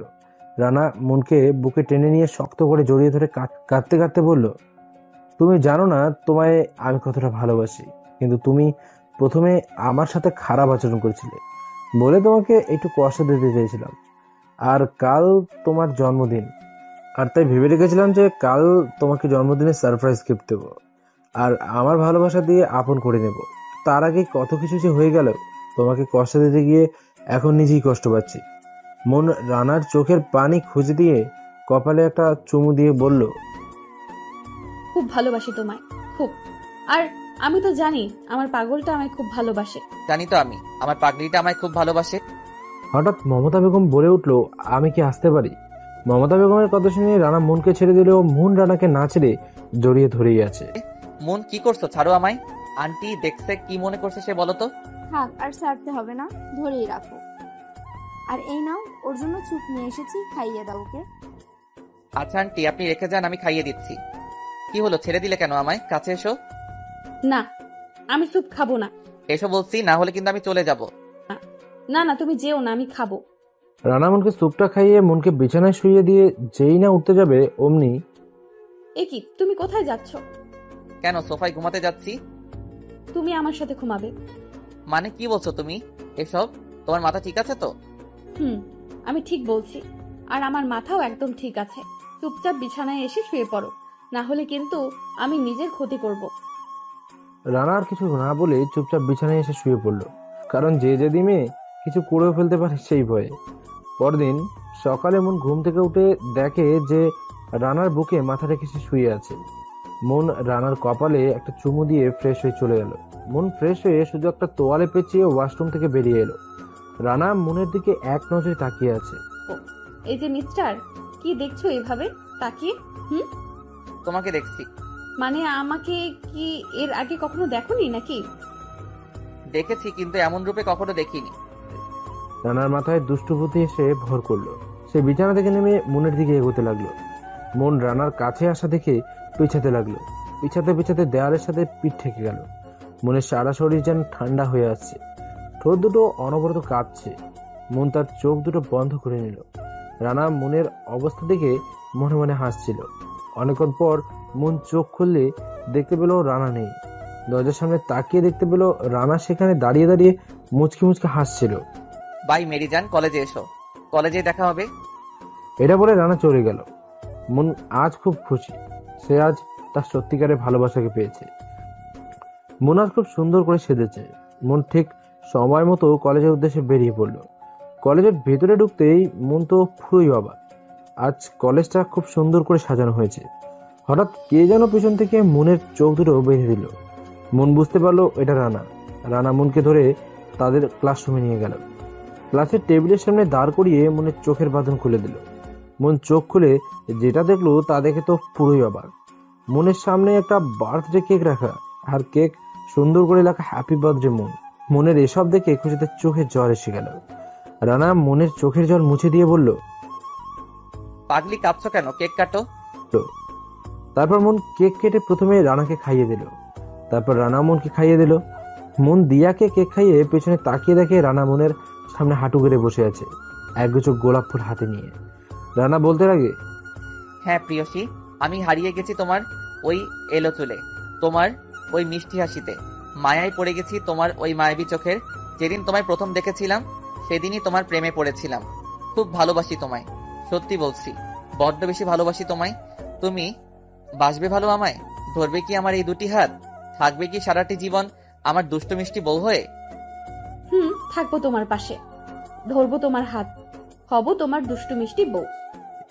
এই বলে যখনই মুন গোলাপ ফুলগুলো হাতে নিয়ে রানাকে তুলতে যাবে, তখনই পেছন থেকে কেউ একজন রানার মাথায় আঘাত করলো। সঙ্গে সঙ্গেই রানার মাথা ফেটে রক্ত বেরোতে শুরু করলো। রানা পেছনে ফিরে শুধু একটা কথাই বলল, তো তুই? এটা বলে রানা সেখানেই অজ্ঞান হয়ে গেল। মনের সারা পৃথিবীটা যেন মুহূর্তেই অন্ধকার হয়ে গেল। রাহাত তার লোকদের বলল, এই নিয়ে চলো ওদের ভাইয়ের কাছে, ভাই যা করার করবে। রাহাতের কথায় রানা আর মুনকে ধরে নিয়ে চলে গেল তারা। দিয়া কোনো কিছু না ভেবে শিহাবকে ফোন করলো। তারপর শিহাবকে সবকিছু খুলে বলল। 1 ঘন্টা পর রানা ধীরে ধীরে তার চোখ খুলল। সে দেখতে পেল তাকে চেয়ারের সাথে বেঁধে রাখা হয়েছে, আর তার সামনে রাজন, রাইসন, রাহাত আর রিয়া তার সামনে বসে আছে। আর রানার আরেক পাশেই মুনকে আর একটা চেয়ারের সাথে বেঁধে রাখা হয়েছে। রানা রাজন, রাইসন আর রাহাতের ব্যাপারে তো আগেই জানতো, তাই রিয়াকে জিজ্ঞেস করলো, রিয়া, তোমার সাথে আমার কিসের শত্রুতা বলবে একটু? তোমার সাথে আমার কোনো শত্রুতা নেই। আমার শত্রুতা মূলত মুনের বাবার সাথে, আর তাই তো মুনকে মেরে মুনের বাবার মনের দাগ কেটে দেব। আমার বাবার সাথে তোমার কিসের শত্রুতা রিয়া? শুনবি? শোন তাহলে। তোর বাবা আর আমার বাবা ছিলেন বিজনেস পার্টনার, কিন্তু তোর বাবা ছিলেন সৎ ব্যবসায়ী, আর আমার বাবা চাইতো ড্রাগসের বিজনেস করতে, কিন্তু তোর বাবা সেটা কিছুতেই মেনে নিচ্ছিল না। তাই তোর বাবা আমার বাবাকে পুলিশের হাতে তুলে দেয়, আর চোরা কারবারির ব্যবসা করার কারণে আমার বাবার ফাঁসি হয়ে যায়, আমি এতিম হয়ে যাই।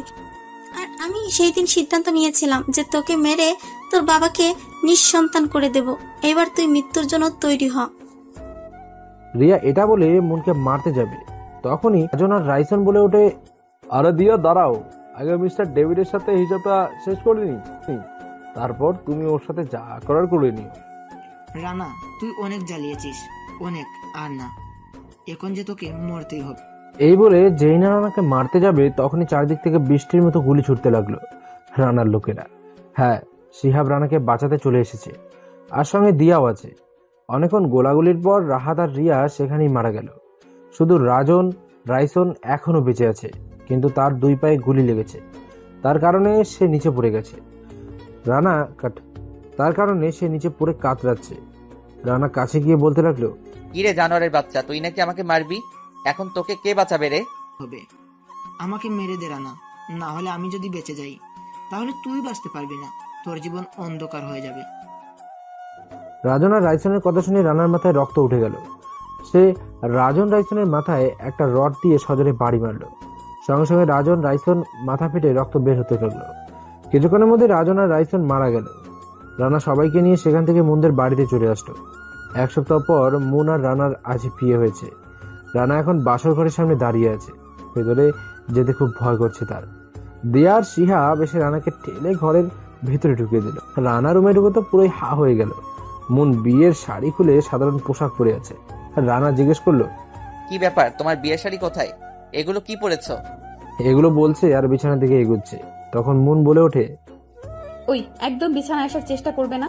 মানে কি বলছো তুমি? আজ আমাদের বাসর রাত, বিছানায় আসবো না তো কোথায় যাব? বাসর রাত তো কি হয়েছে?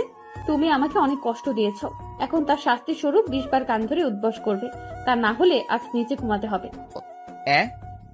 নয়, হ্যাঁ, তাড়াতাড়ি কান ধরে উদ্বাস করো, তাড়াতাড়ি, না হলে আজ ওই যে সোফা দেখছো ওখানে ঘুমাতে হবে। আজকের মতো মাফ করে দেওয়া যায় না? 30 বার। ও বউ, একটু দয়া করো না আমার উপর। ও বউ। 40 বার। আচ্ছা, করছি তো। এই বলে রানা কান ধরে উঠবোস করতে লাগলো। 10 বার করতেই মুন এসে রানাকে জড়িয়ে ধরলো আর কপালে একটা চুমু দিয়ে বলল, হয়েছে, আর করতে হবে না, এখন আমায় একটু আদর করো তো, আমার খুব আদর আদর পাচ্ছে। আচ্ছা, তাই বুঝি। মহারাজ। রানা মুনকে কোলে তুলে নিয়ে বিছানায় শুয়ে দিল। মুন তো লজ্জায় কিছু বলতে পারছে না, লজ্জায় চোখ বন্ধ করে আছে, ঠোঁট দুটো কাঁপছে। রানা তার ঠোঁট মুনের ঠোঁটের সাথে মিলিয়ে দিল। মুন রানার স্পর্শ পেয়ে পুরো পাগল হয়ে যাচ্ছে। সেও রানাকে কিস করতে শুরু করলো। হারিয়ে গেল দুজন দুজনের ভালোবাসায়। অন্যদিকে, আমি আসছি রানা, আমি আসছি, তুই অপেক্ষায় থাক, তোর সুখের জীবনে আমি জ্বর তুলতে আসছি রানা, আমি আসছি। এই বলে লোকটা অট্ট হাসি হাসতে লাগলো। তখন আরেকজন বলে উঠলো,